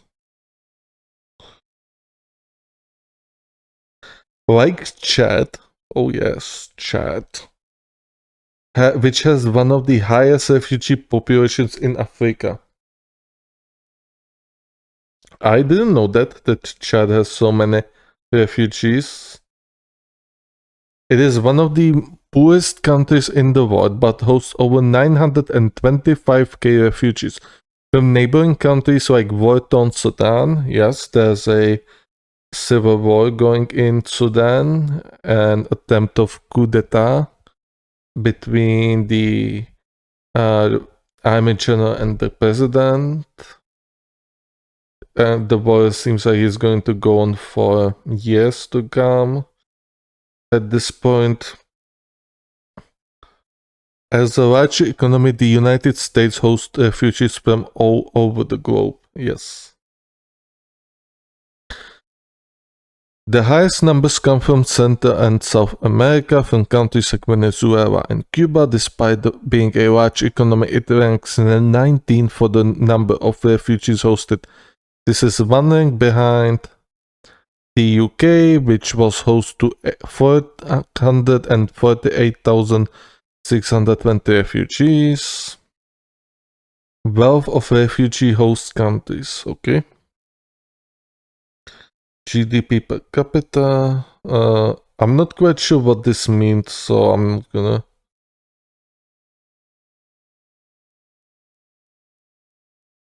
Uh, I'm not quite sure what it. I think it just shows the wealth of the, uh, just how many refugees are countries with, with your median income, your median GDP per capita. I'm not quite sure what it means because you cannot hover over it, so it's a bit messy. But whatever, I guess. Oh, oh yeah, this is Iran. Okay, this is UK.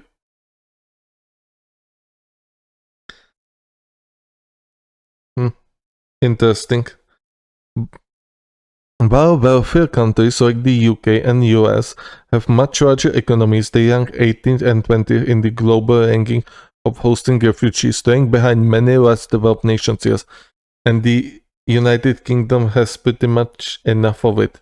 Like the people in the UK do not really want many more of the refugees, which is not good for them because they have to stay in Ireland mostly because the Europe also cannot very much handle many more of these migrants, and the US do not want them either since they deal with their own immigration waves at the southern border. It is very tough for these people, and it does not seem to be getting any easier anytime soon. And especially if the world economy actually collapses in the foreseeable future, this is going to be very, very tricky.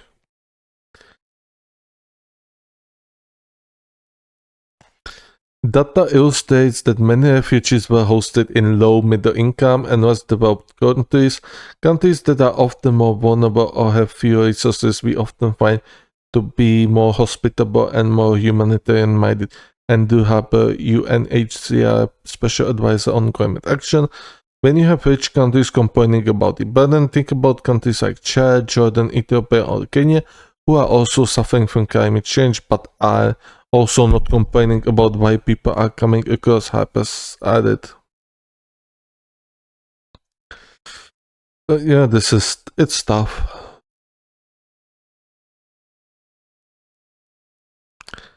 It is really tough. Damn, Russia has also a lot of refugees, a lot of Russians fled the country since the war. A lot of people are fleeing China as well. No surprise there, communists obviously. Some people are fleeing India, a lot of people are fleeing from here. DRC, South Sudan, this is I believe Central African Republic, Nigeria, there's Chad, there's I'm not quite sure if this is either Mali or Niger. Not quite sure. Somalia. There's Venezuela, of course. The inflation is massive.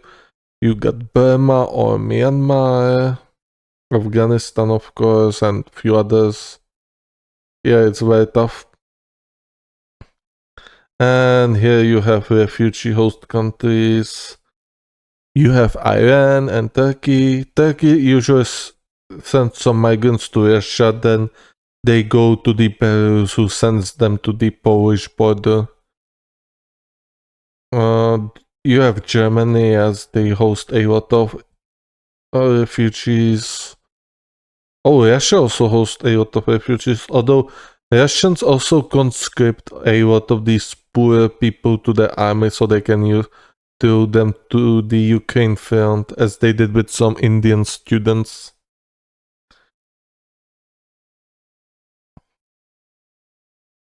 Hmm.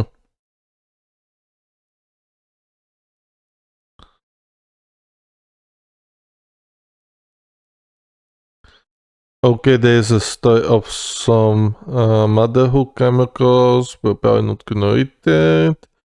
Climate making bad situations worse. Obviously, if the desert grows, then there's going to be less food for the people, and it's going to make bigger expenses for the United Nations to send more and more humanitarian aid. As I said before, like if those people get on the move and go to the Europe, like what are they gonna do? Like they cannot hold them all there. They cannot build a massive wall. Like those people are going to get there, and the EU will not be able to handle the situation at all.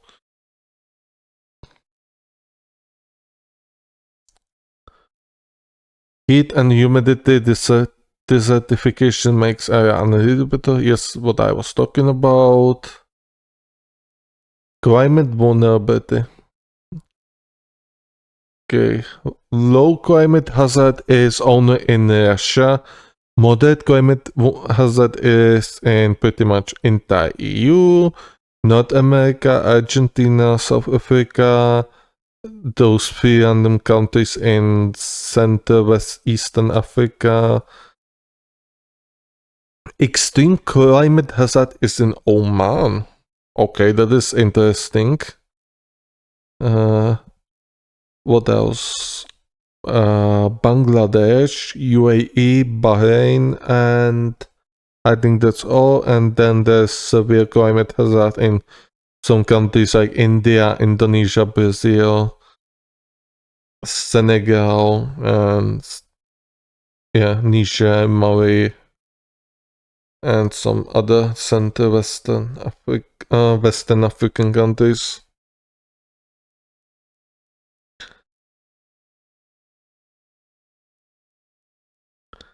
Oh, this shows displaced population.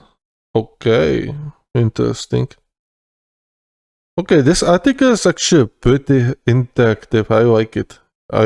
Oh yes, and even shows conflict. This is such a good thing actually to show people that we do definitely live or have lived in the illusion that the world is in a state of peace. However, I mean, if you look on the Africa, and the Myanmar is not even showed as a conflict. Like the Myanmar has a civil war, for God's sake. Like people forget about it. Like people actually forget there's a civil war going in Myanmar or Burma. But they do still show Afghanistan. Oh, I mean, yes, there's conflict in Afghanistan between the local powers. Then you have Yemen, Syria, Iraq, obviously. Ukraine, yes, I mean, there's a lot of conflict going on around the world. Also, DRC. Yeah, many conflicts going on. Like, the world is definitely not a stable place. And we are almost at the end. They were forced to move again. And yes, okay, this is it. You can definitely read this on your own if you want. It is definitely a very interesting article. This is a very interesting article, very interactive, and if you are doing some essay to your high school or college, this might definitely be a good source material for you, because this is done very nicely, very pretty. Moving on, we have still a little bit more. I might cut it short. I'm probably gonna talk about this later on, actually, before we get to Twitter Bizarre. Okay, we're gonna talk about Germany voluntary military service. We're gonna talk about oil. I'm gonna not talk about Macron this time around. We already talked about the Russia war, although we're gonna talk about it because I'm gonna take a quick look.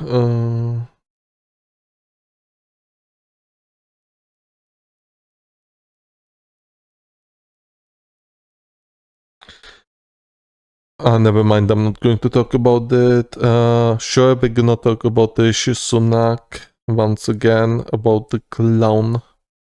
Hooligan Fears, Shadow Euro 2024.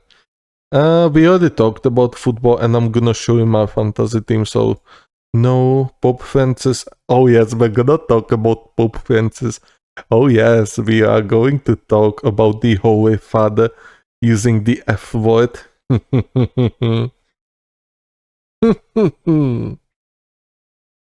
Oh yes. Oh yes. Oh, done boy. Okay. Germany proposes new voluntary military service to boost defense.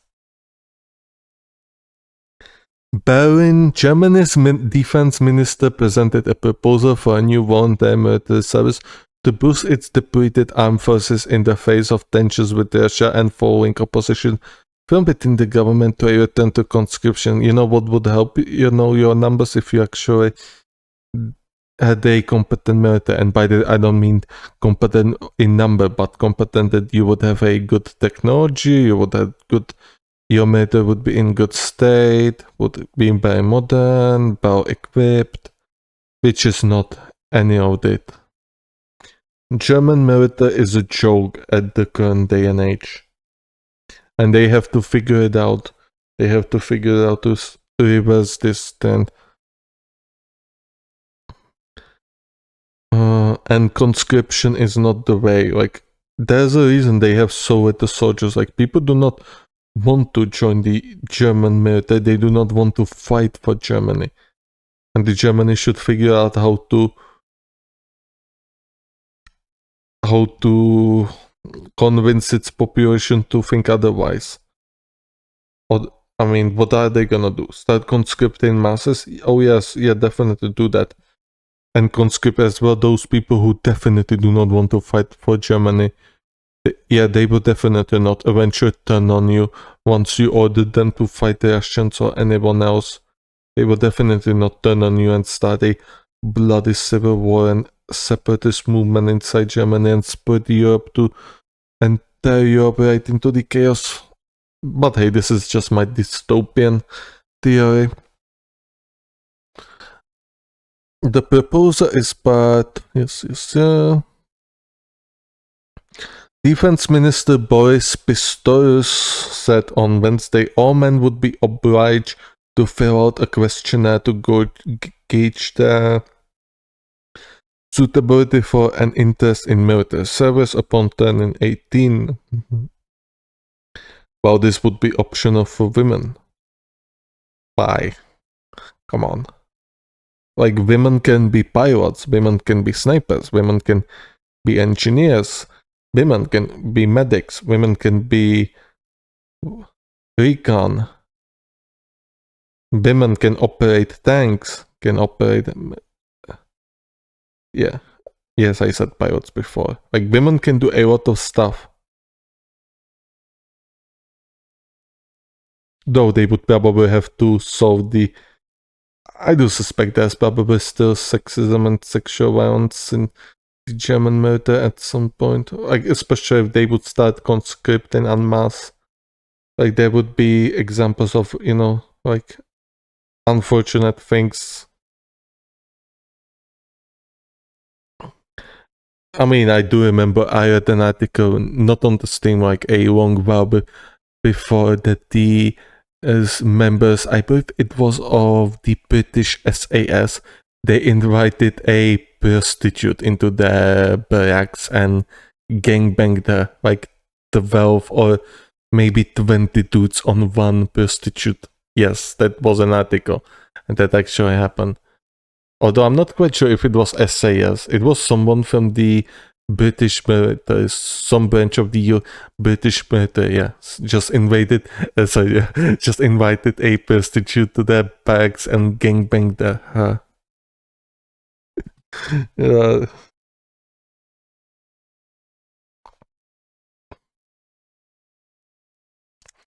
It would then select the group for mustering before choosing the most suitable and motivated to undertake the 6-month basic service, with an option to lengthen this by up to 17 months. This new model aims to increase the number of young people undertaking voluntary military service per year by 5,000 to 15,000. The minister said boosting reserves so as to be able to quickly expand troop numbers in the event of war.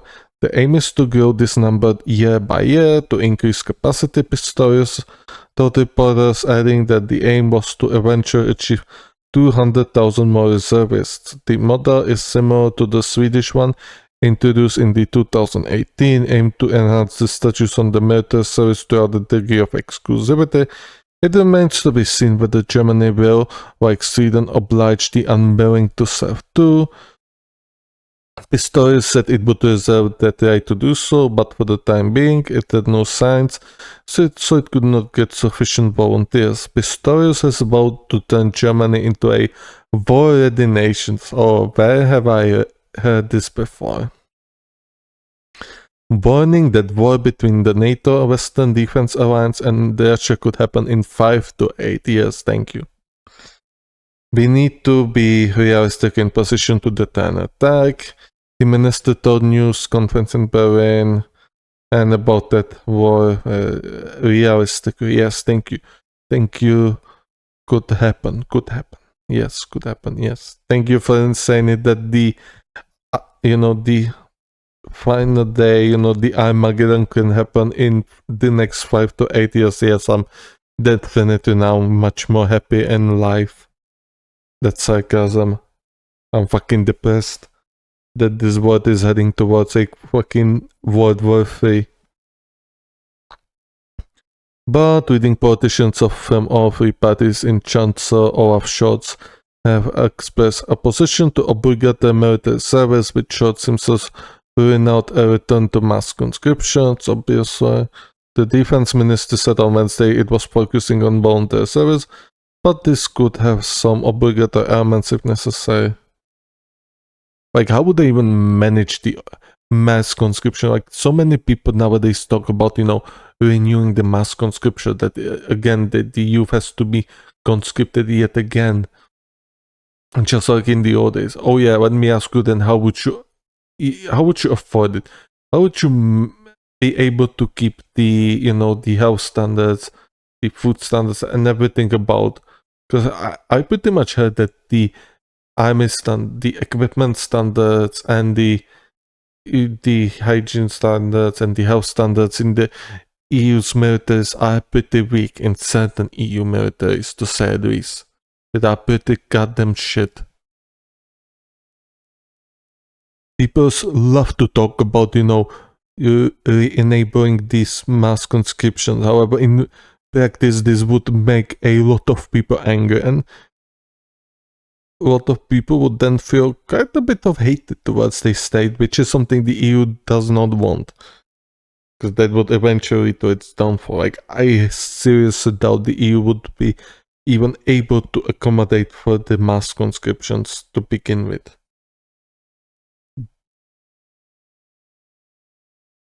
People are not going into the military. Well,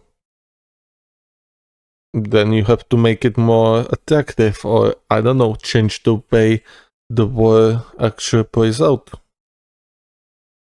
Embrace the robotics, embrace the robot soldiers, or embrace, I don't know, create an AI that would read your war fleets, your airplanes, which probably sounds like a very bad idea if you ever watch Terminator movies. So, this probably would be a countdown before Skynet or anything similar appears. But this is it. We got a article about oil. This is for drivers.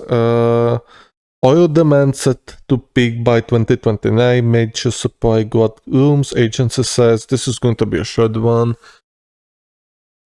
You probably heard about OPEC or OPEC Plus, the group of Arabic nations with Russia and some other oil producers.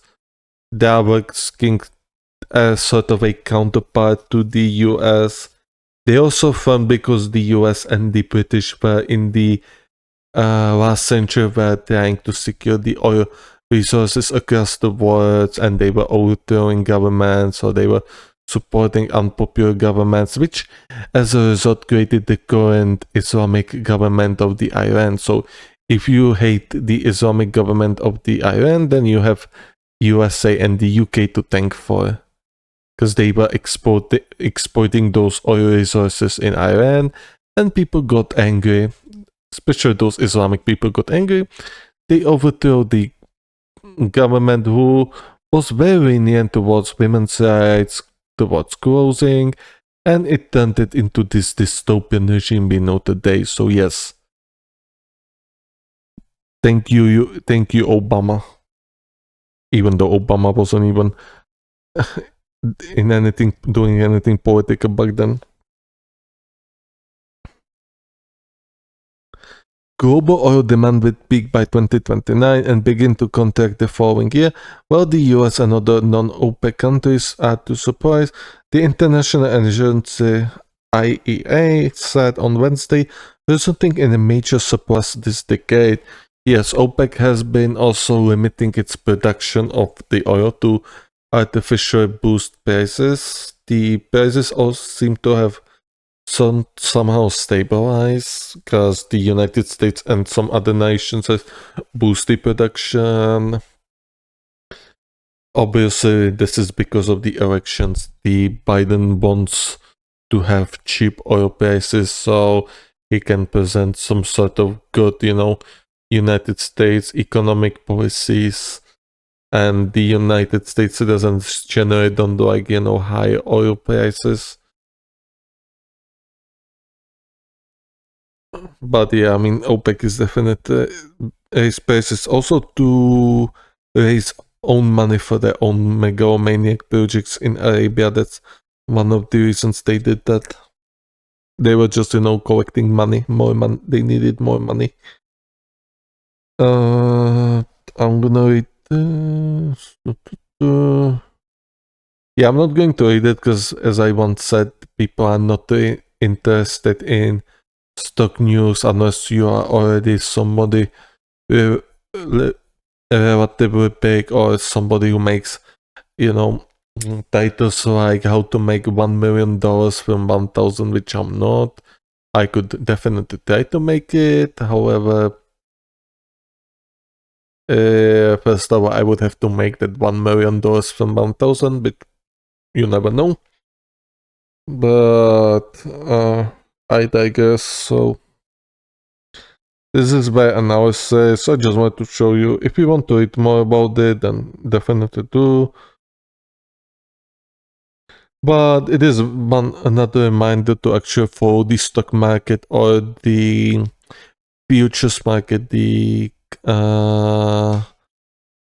I forgot the name for it. That's embarrassing. The commodities. Yes, the commodities, like the oil with the I, or yes, the oil world trade index, or the oil brand, which is another type of. It's not another type of oil, but in another index.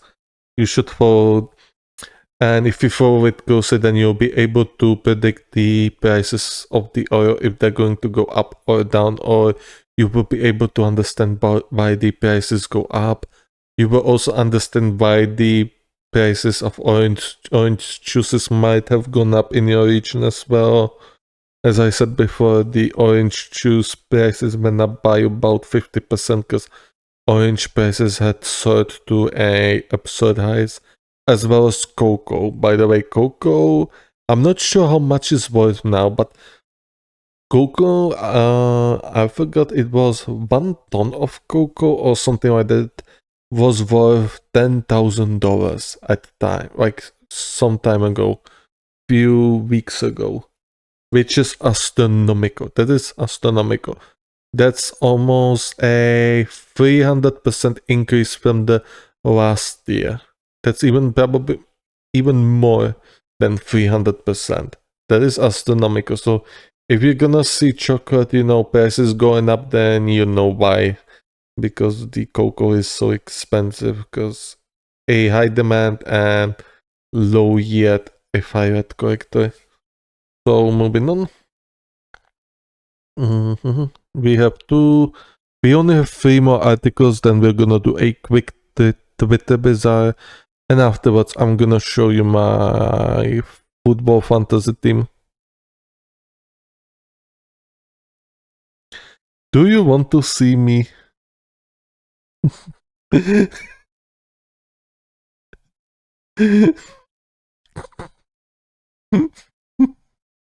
Okay. No, thank you.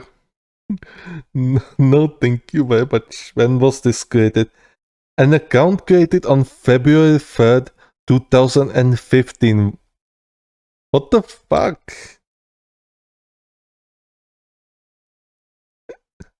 Alright, let's continue.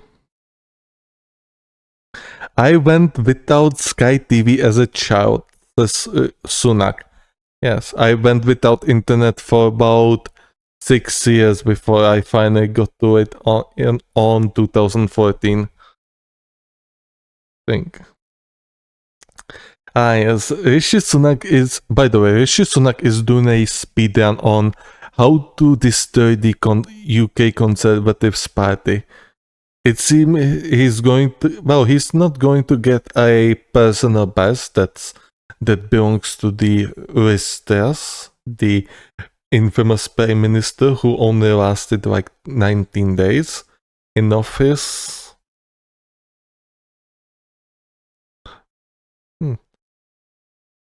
Probably even Monica Lewinsky lasted much longer than her. Okay, I'm not going to Google that. Rishi Sunak has said he went without a lots of things as a child, including Sky TV. Oh my god. Oh yes. Well, I'm not going to say anything because his wife is from a rich family, so I'm not sure how he was on it. However, his wife has rich parents, so there you go. Rishi's in an interview with ITV News, the Prime Minister who attended the fee-paying Winchester College. Okay, so he attended a fee-paying Winchester College. And he says he went without a lot of things. Bro, you actually went to a college which requires you to pay for it. Like, I'm not sure how the education works in the UK, but here you get about, I believe, 7 years of free college years in public schools, in public schools, public colleges. So, said his parents wanted to put everything into our education, and that was priority, alright. Mr. Sunak and his wife Akshata Murthy are estimated to have personal fortune of £651 million.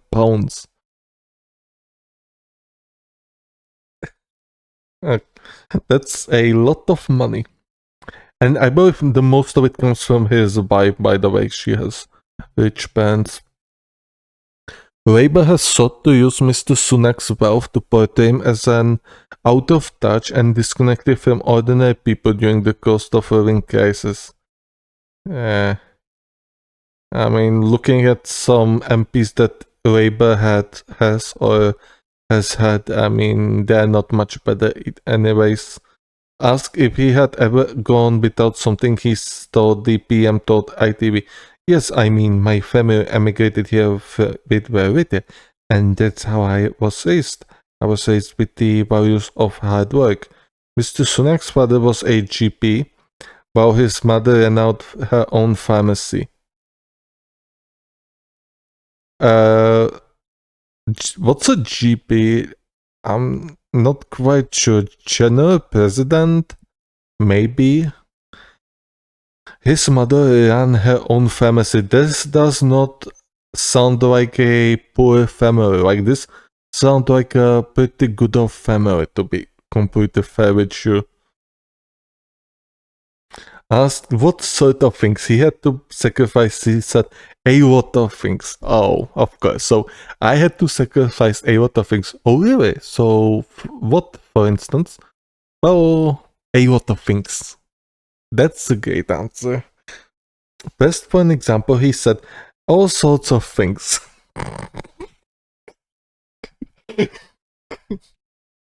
Okay. Like, lots of people. Alright, shouldn't be laughing. Oh my god. Like, lots of people. So, like, you were not having sex often? That's what you trying to tell us? There'll be all sorts of things that I would have wanted as a kid that I couldn't have.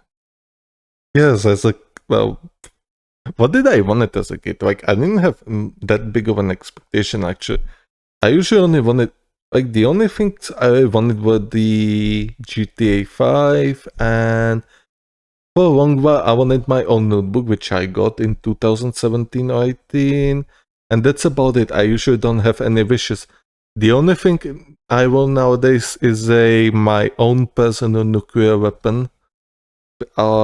I'm definitely gonna work on that. However, yes, I do not have any other wishes.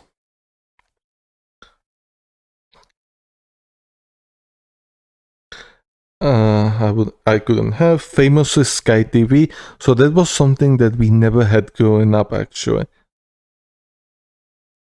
Speaking of the campaign there, Mr. Sunak said he was very fortunate that my parents had the good jobs. Well, thanks. So you gangplank, well,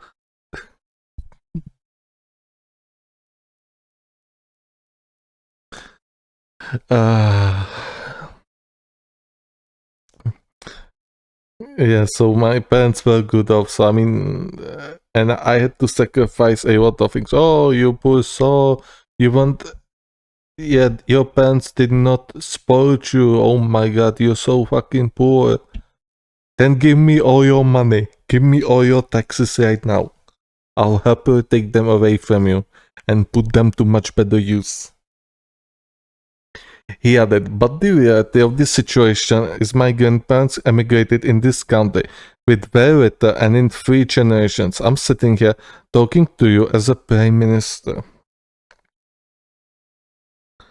Who is Rishi Sunak? Labour leader Sir Keir Starmer said he did not want to comment on Mr. Sunak's remarks, but when pushed said he had previously spoken about his family having to cut off their phone when they could not pay the bills, but he said he was not pleading poverty and that they were just normal things growing up in the working class household. Speaking on a campaign visit in Warwickshire, Liberal Democrat leader Ed Davey said he did not have Sky TV as a child. Well, yes, they're from a different age now, aren't they?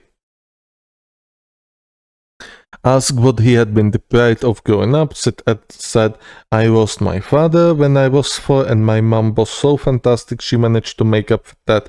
She didn't have that much money, and I remember my mom making me walk up to the hill to go to Coast Cutter, where coffee was 2 pence cheaper. Sky Television was launched in 1999 when Mr. Sunak was 8 years old. Within a year of its launch, Sky claimed to reach 1 million households in the UK, reaching 6 million subscribers by the end of 1990s. Its popularity soared after Sky Sports won the rights to show live Premier League football games in 1992. Sky channels were initially free to anyone who paid for a dish and set-top box, with subscription packages introduced a few years later. Mr. Sunak, 44 years old, worked as a hedge fund manager before he became an MP. Oh, yes, we were so poor. Oh, yes, feel so sorry for me. Hedge fund manager. Well, okay, so he's also rich. Like, hedge fund manager. Like, how much could he actually make from this? I don't know. Like, at least some tens of millions, I believe. Probably depends how big that hedge fund was, but he definitely made some millions of it too. Before he became MP and was the first frontline politician to feature in the Sunday Times annual riches in its 35-year history. However, most of the family wealth comes from his wife's shareholding and in IT giant Infosys, which was co-funded by her father. as I said, rich parents, and yeah, she also got shares from her daddy. Miss Smarty finances were thrust into the spotlight in 2022 when Mr. Sunak was chancellor. When it emerged, she had non-dom status, which allows people living in the UK to avoid paying UK tax on money made abroad. Sheesh. Sheesh. The ITV interview, which is being broadcast in full later, was recording on June 6 after the PM attended D-Day commemoration in France while Patrick attended. Then he went for an interview back in England. Mr. Sunak faced criticism for leaving the event to market the 80th anniversary of the Normandy landings. Early, he attended a British event at Vers-sur-Mer, but left before an international commemoration attended by world leaders including US President Joe Biden, Foreign Secretary Lord Cameron, deputizing for him. Labour leader Sir Keir Starmer stayed at the event until the end. Following a backlash, Mr. Sunak apologized on Friday, saying that on reflection it was a mistake not to attend the whole event. It later emerged that on his return to the UK, the PM filmed the interview with the ITV. Okay. Yes, sir. Mr. Sunak said his itinerary for the day had been set weeks ago. In a clip released by ITV News, which appears to show the PM chatting to journalist Paul Brand before the formal interview starts, Mr. Sunak apologizes for being quick, saying the event in Normandy ran over. It was incredible, but it just ran over, he said, adding he had met lots of veterans and spoke to almost everyone that was there.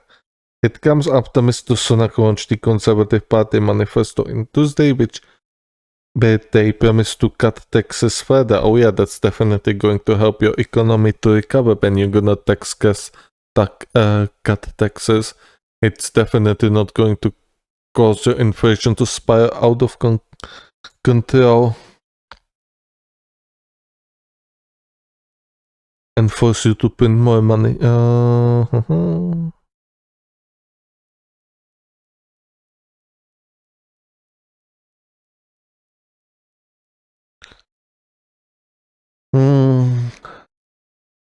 He warned against handing Labour leader Sir Keir Starmer a blank check when he hasn't said what he'll buy, bid it, or how much it's going to cost you.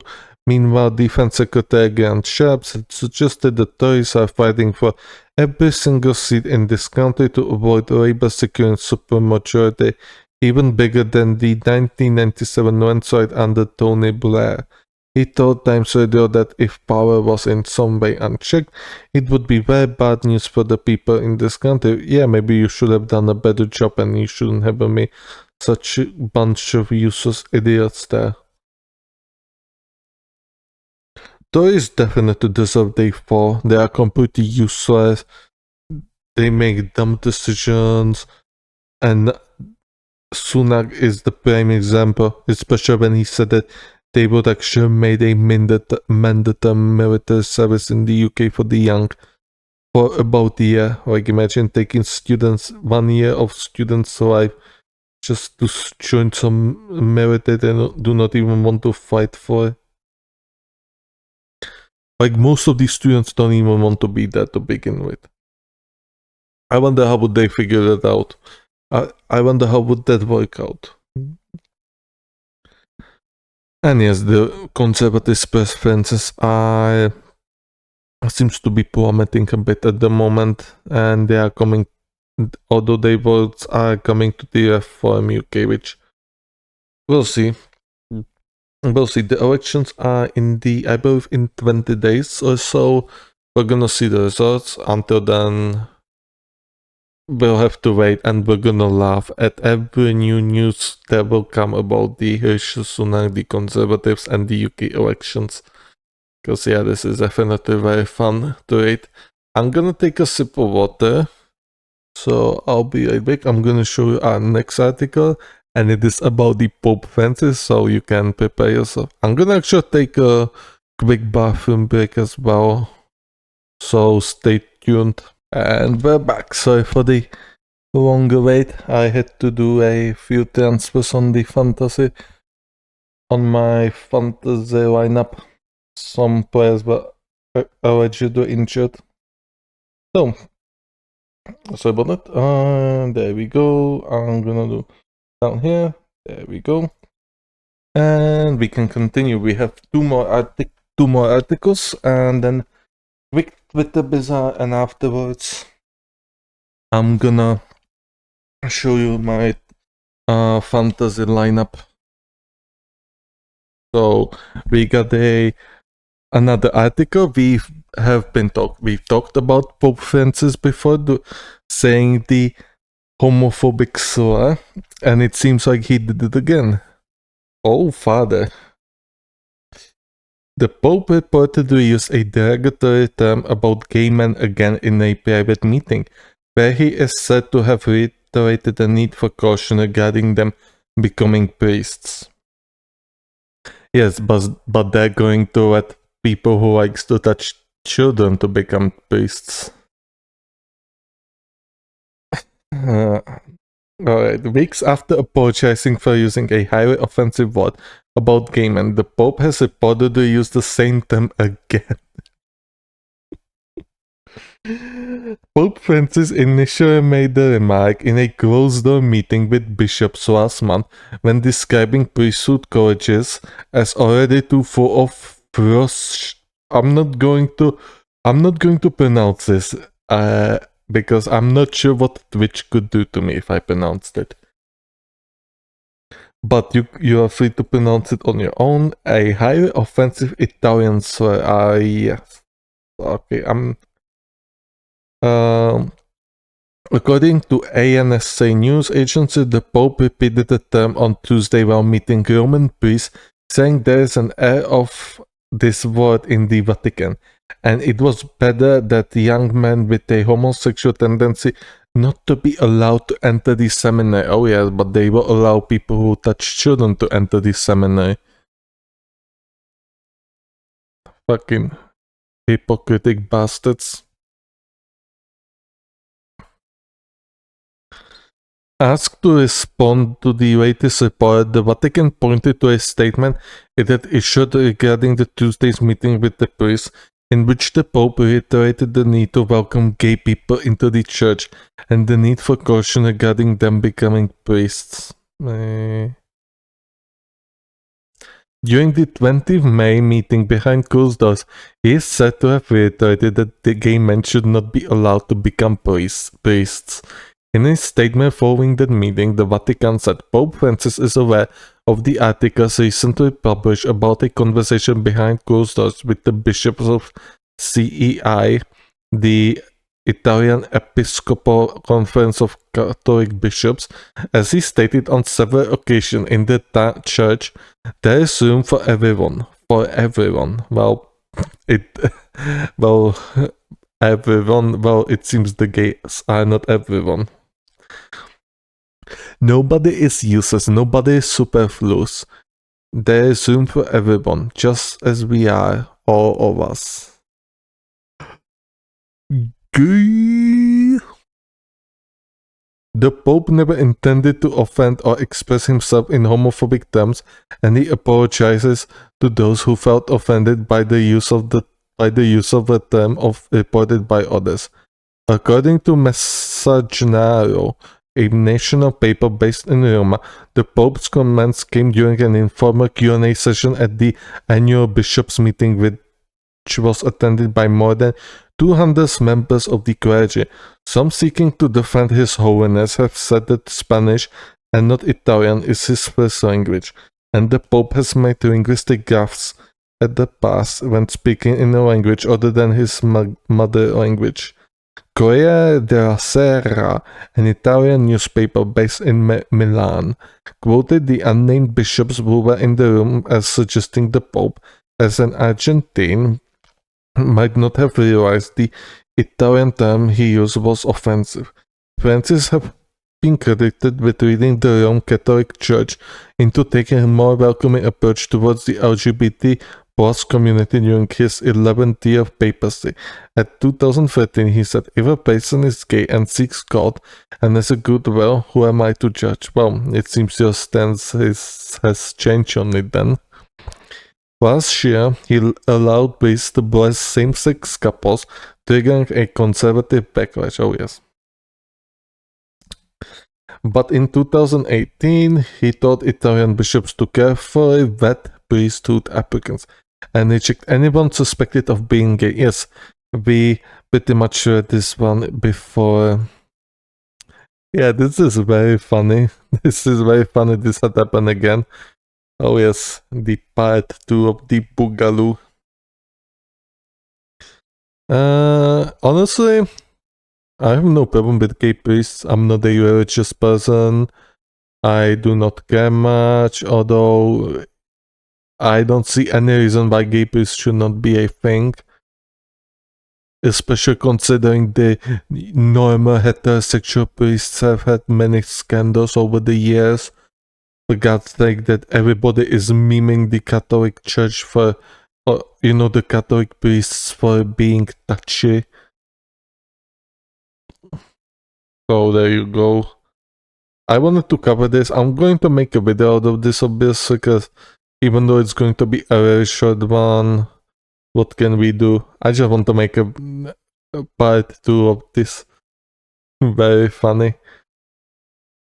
It is a very funny thing. Moving on, we got our last articles. We made it. Yay. We are at the absolute end of our articles. Somehow we made it to 24 articles today, I believe. What happened to the likes? X is now hiding which posts you like from other users. Oh yes, so I'm not going to read this article actually, so we finished. However, I'm going to talk about it. So personally, I think it's a good thing because you can always enable it, okay? So you can always enable it and people can see what you like. However, I do understand there are exemptions where the exceptions that people just get angry because some of their favorite YouTuber or celebrity or anyone else just like something they do not agree with, and there's a lot of backlash and people are just like to whine about pointless shit. So I do definitely understand the point of view. And again, like, if you don't want to see other people watch you like, it's completely fine. I mean, I don't really see much problem with that. I'd say it's an okay change, alright. Definitely shouldn't be anything big, and this should be only released as a side note, which I believe Twitter kind of released it as a main note. So that's the problem, because like people would want to see Twitter to get better, and this is not really making it much better. This is just making a certain portion of people to get less outrage because some of their favorite, celebrity did like something they do not agree with ideologically or something like that. So yeah. And moving on, we got our Twitter Bizarre. Finally, we've reached the absolute end. Oof. Oh, we made it. We made it. X is so much better than Instagram. People here are more intelligent and insightful, believe it or not. I do not use Instagram much, so I cannot really judge on that. Maybe some of you will just be able to tell something more to it. Instagram is all about image and ego. Yeah, basically. Like Twitter is much more about debate. And debate is an operative word. Twitter mostly about people who has nothing in their lives, just crying about every possible thing on the internet. So why do you use it, you might ask? Oh, it's funny to watch, quite obviously. And also I do like to, reply to some of my favorite content creators and celebrities as so yeah. Next up we got a hypocrite. So, okay, we got someone sent this tweet to my stepmom, and she's given me few days to pack my stuff and leave, even though I rarely hurt my sister. I'm with you homeless night. I hope you guys are fucking happy. Yes, we are quite happy. Me to my 3-year-old baby sister when she detonated me. Oh. Age is not an excuse for bigotry. Age is not an excuse for bigotry. Age is not an excuse for bigotry. Age is not an excuse for bigotry. Age is not an excuse for bigotry. Age is not an excuse for bigotry. Yes. Gays posting their else on. Yeah, sorry. Oh yes, we are definitely happy. Like, violence is definitely not a good thing, especially on kids. So yeah. Well deserved. He even admits he was hurting his sister. Like his 3-year-old sister. Like, bro, you have a mental issue. Seek help. So yes, this is good thing this happened. Fuck this guy. Like, hurting your siblings is not right, and especially your child siblings, like 3-year-old like sisters. Fuck off, dude. Well deserved. I doubt this is legit. How would random people know who is and how to track down his mom? Oh, bro, you never saw 4chan, did you? You never saw 4chan. Like, people are very capable of finding out who you are and when you live. You would be surprised.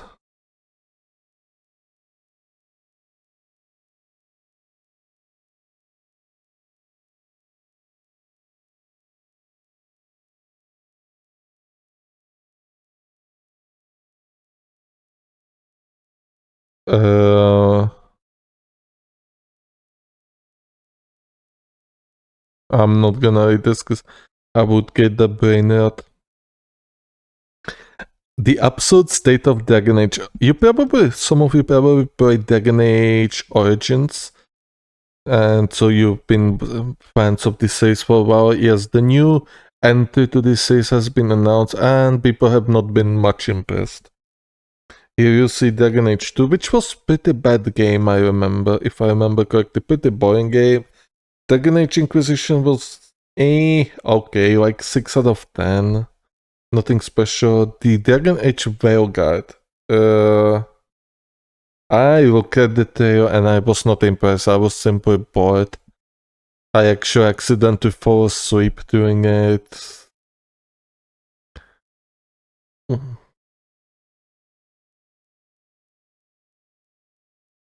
So yeah, I'm not really looking forward to this. I think it's going to be a disaster. I remember the Dragon Age, this new entry was in the development for a long while, and it was a development hell, if I remember correctly. So I have little to no hope.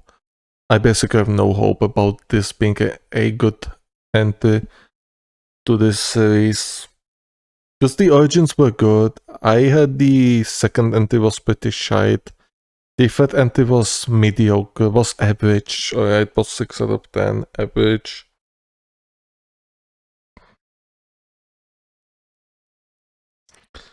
So I have no trust for whichever studio makes this.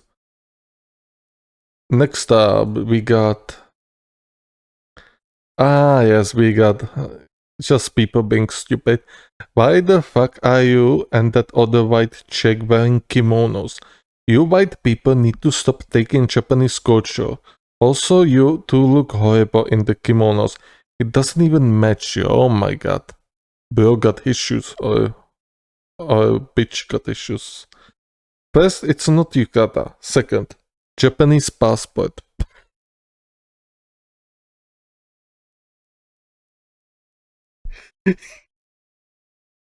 Yes, yeah, the human stupidity in nutshell. Oh yes, Oh yeah, you do not look like a Japanese. Oh no, you do not look like a stereotypical Japanese. You are not Japanese. You're just some white bitch.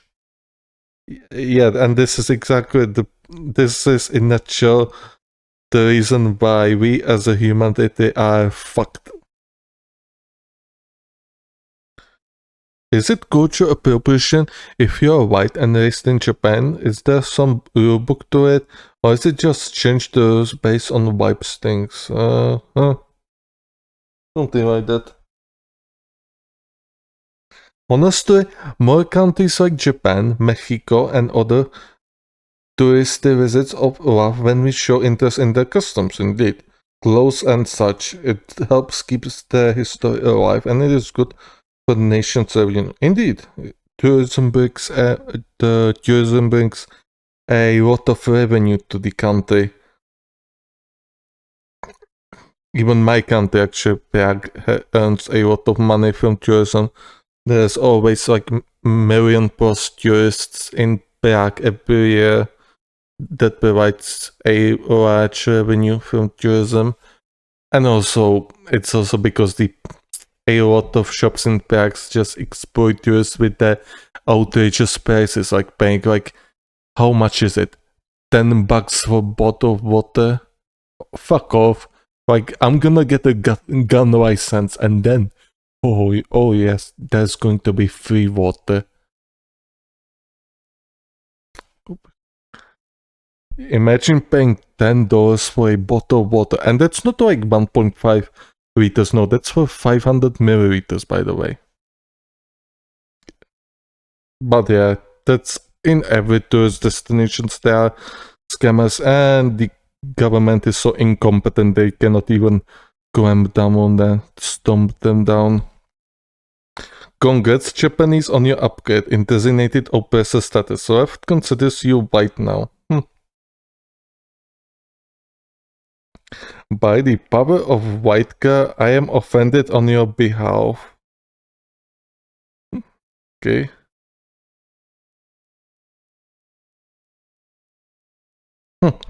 Alright, moving on. Oh yes, oh this one is going to be very funny. Oh yes, we're going to be making fun of Twitch now. So,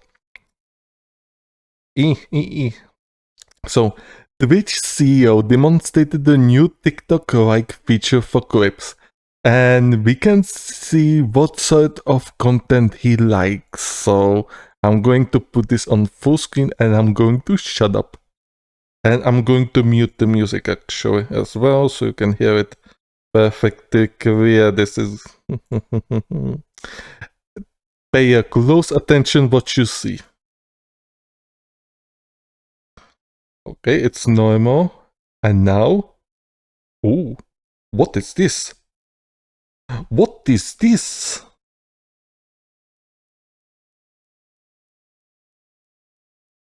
Oh, no. Oh no. What the f...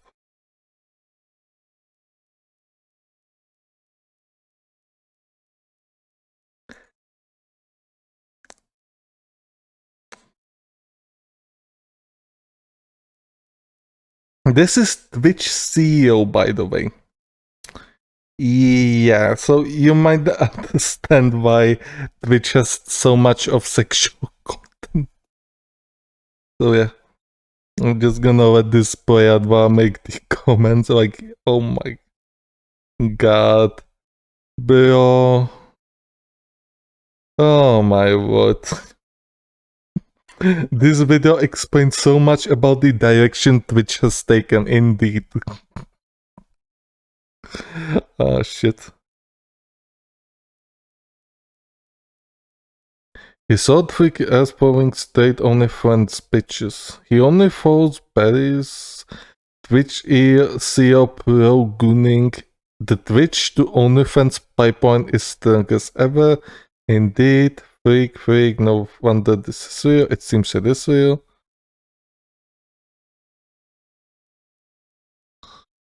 Bet you that I mischecked from scrolling. Honestly, I prefer South Park compared to the Family Guy. But there are some very funny clips from the Family Guy as well.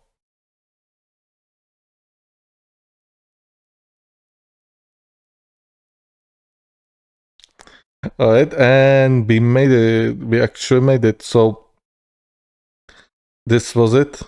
It was very short. I was mainly focusing on the articles because, as I said before, we need content for the main channel, mostly articles, and which piece I cannot really accommodate that much because it's not getting really that many views. So yeah, we're gonna move on. I'm gonna show the channel analytics. I did not post the VOD from the Monday because I was simply reacting to the European elections. So I just thought it would be waste because I would be uploading the whole things up anyways. So let's see. So I uploaded new video today. The Sony FPS cases. Should they bring classics like Killzone and Resistance franchise? Seems like it's not getting any attention. Then we got the Marginal Train. For some reason, I did not like it with my second account, but whatever. But one video that's been doing relatively good since its launch is Imagine Killing Your Lifelong Friend. Imagine killing your lifelong friend you knew for 30 plus years over an argument. This is about an argument that one Samoan author killed another Samoan writer who was also owned or something like that to the US politician Tulsi Gabbard. So yeah, I mean, I covered this obviously. It seems to be doing pretty good in terms of views. Let's see, the reach. The click-through rate is also very impressive actually. 5.2% click-through rate is very good. That is extremely good. Like 5.2% is very good. And that is very promising. And this could definitely reach maybe 1000 views if this click-through rate stays the way it is. Or if it drops to only like 4%, like this could be a really good banger. It already is a banger because it has 32 views, but the average view duration is unfortunately only 25 seconds, which is the case with most of my videos. It is what it is. It's getting views, so I mean, maybe some people will find it and find me interesting enough to watch the entire shit, but for now, I'll take this. We're gonna take a look who. Yes, that seems like it. So, and now we're gonna go right to the fantasy week. There we go. So I'm gonna show you my fantasy week right away. So here's my team. I'm gonna update it actually, so you can see the updated version. My captain is Dobik. I forgot his first name. The Girona striker, the best striker in La Liga. I think he can definitely score some goals and can be very productive. Then we got Alvaro Morata. I was definitely very skeptical about him in the last, I think it was World Cup or maybe Euros, and he did prove me wrong quite a bit. Then we got Federico Chiesa, a solid pick if I must say so. I think I could probably change it for someone like Jota, but I think Italy should probably beat Albania with relative ease, fortunately, hopefully, so there's that. And in the midfield we got Pedri. I originally had Danny Olmo there. Unfortunately, he seems to be allegedly injured, so therefore I'm not going to be including him.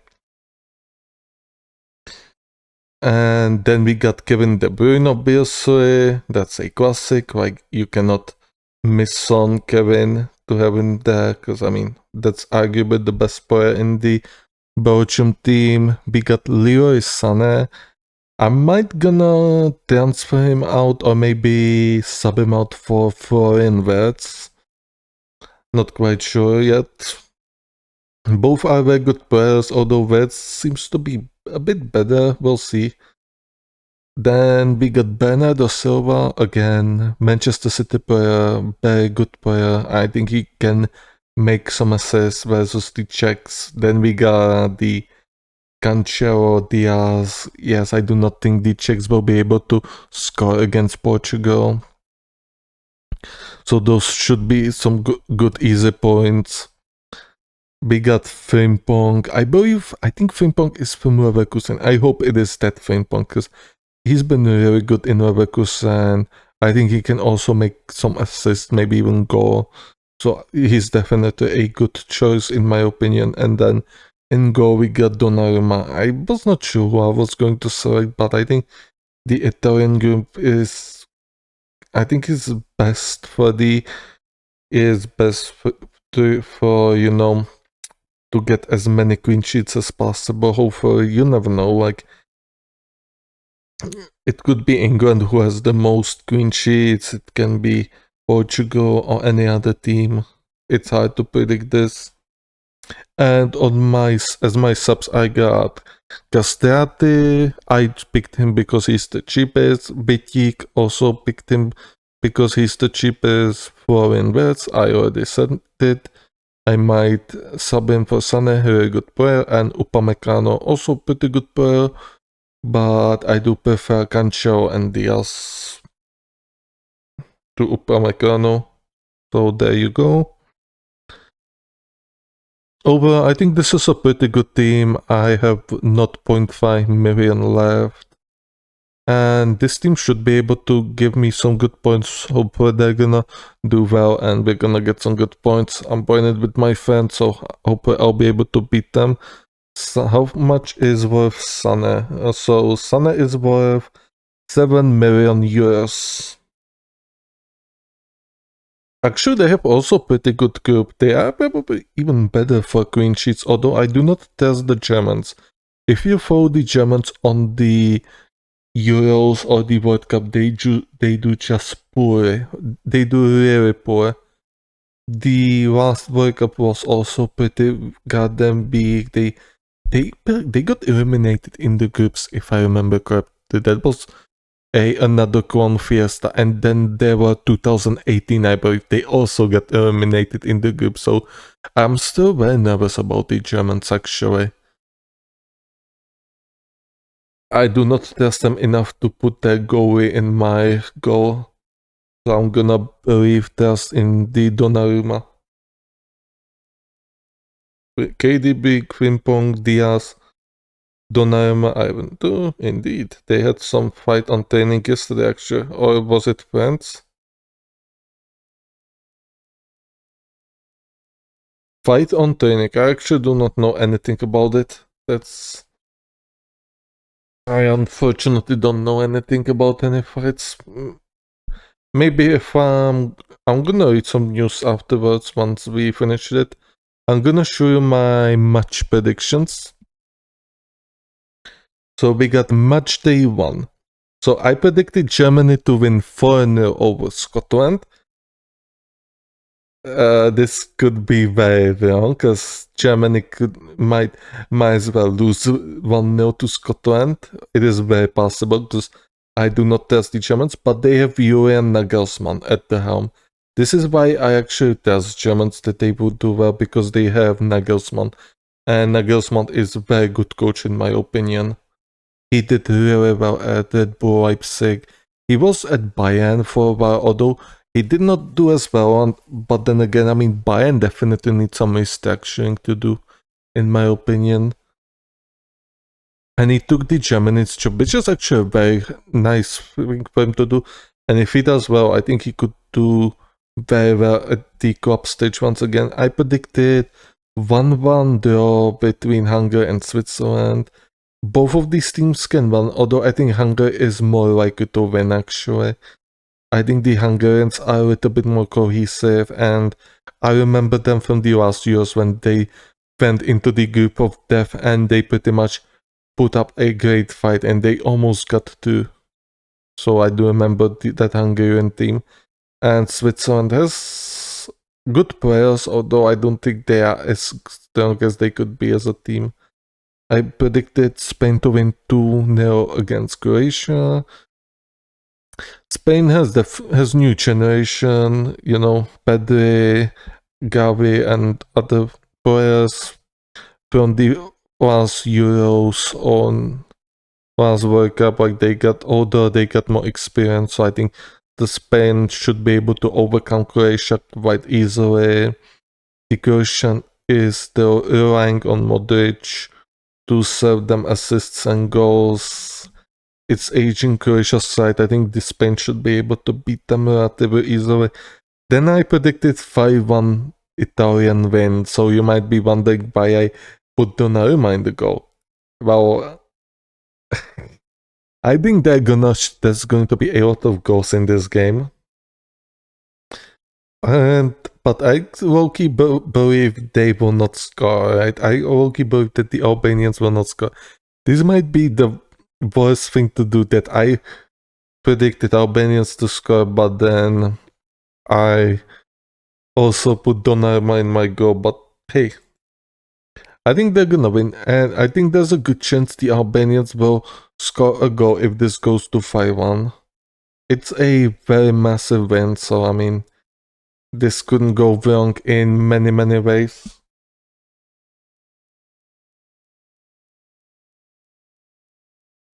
Pedri. Pedri, yes, the golden generation. I have Angers with 0-0, Modric on my team. I mean, Modric can do well. I mean, he still has it, although he's definitely older and than what he used to be. And the last I predicted, oh no, we have still more. Okay.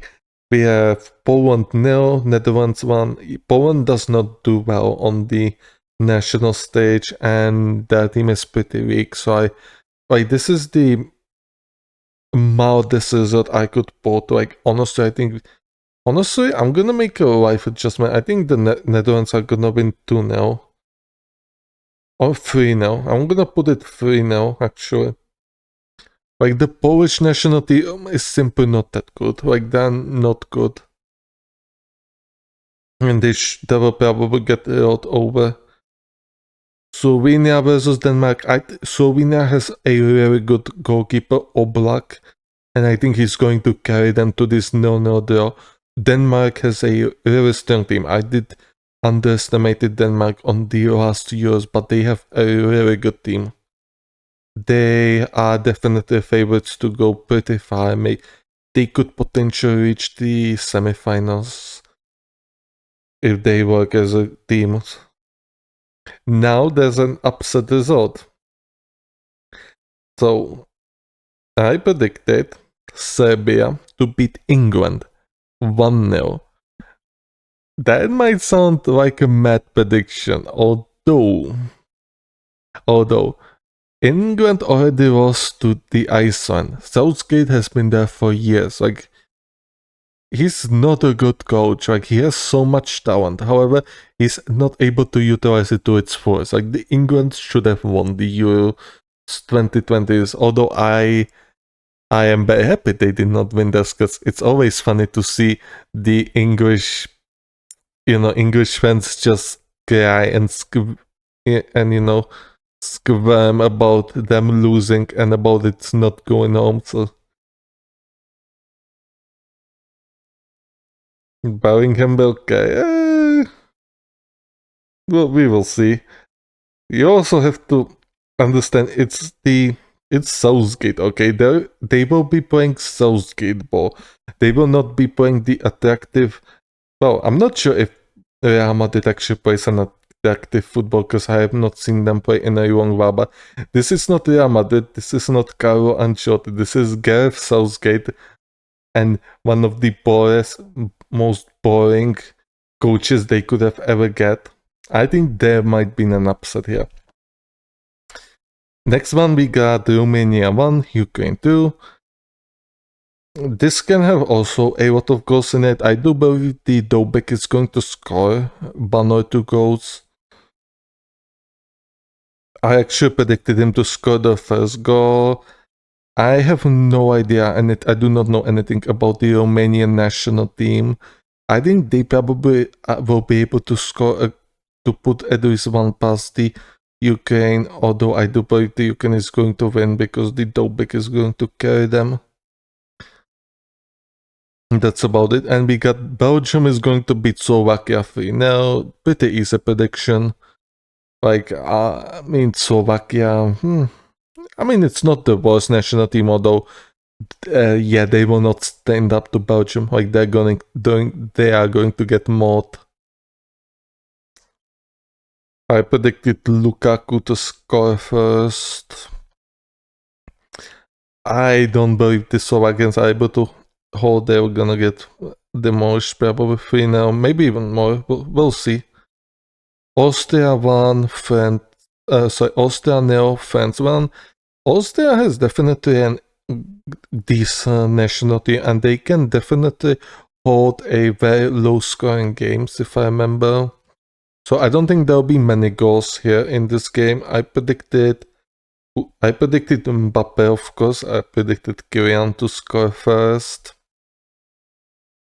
Not much to say. I think France is going to hold the possession and they are going to grind out that win. Turkey, 1, Georgia 0. Yeah, Turkey is going to beat Georgia. Like, even though I do not know much about Turkey, I know the nationality was somewhat decent, and I do not know any good names from Georgia.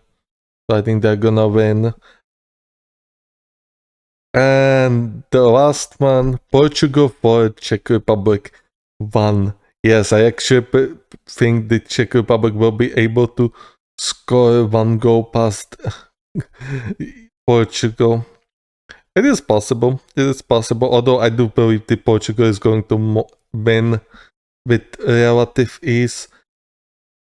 We'll see. Maybe they're gonna surprise us like they did in the last Euros, was it, I believe? They got pretty far. They actually beat the Netherlands, if I remember correctly, once again. Just like in Euro 04. But yeah, I don't think they'll be able to stop the Portugal.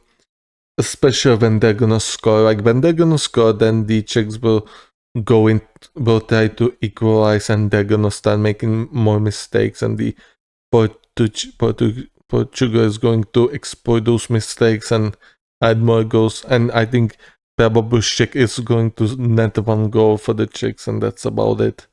So yeah, we're gonna get mauled by Portugal, I believe. I'm not going to show you any more of the match days. I'm going to show you in the next stream probably, which is going to be hopefully on 17. Maybe not, depends if my brother actually arrives. If he arrives, I will not be able to stream for a long while until he leaves, of course, so hopefully that does not happen. I think they will score 4 goals, honestly. I honestly think they will be able to. There'll be a lot of goals in this game. I have a funny feeling about it. So this is it. So thank you for watching, and yeah, we're gonna peace out. I also have things to do. I might eat a dinner, maybe not. I'm gonna download my other live stream as well, so I can start cutting it. I can start editing it tomorrow to whip out some more videos. I only have like 2 or 3 left, so hope you enjoy.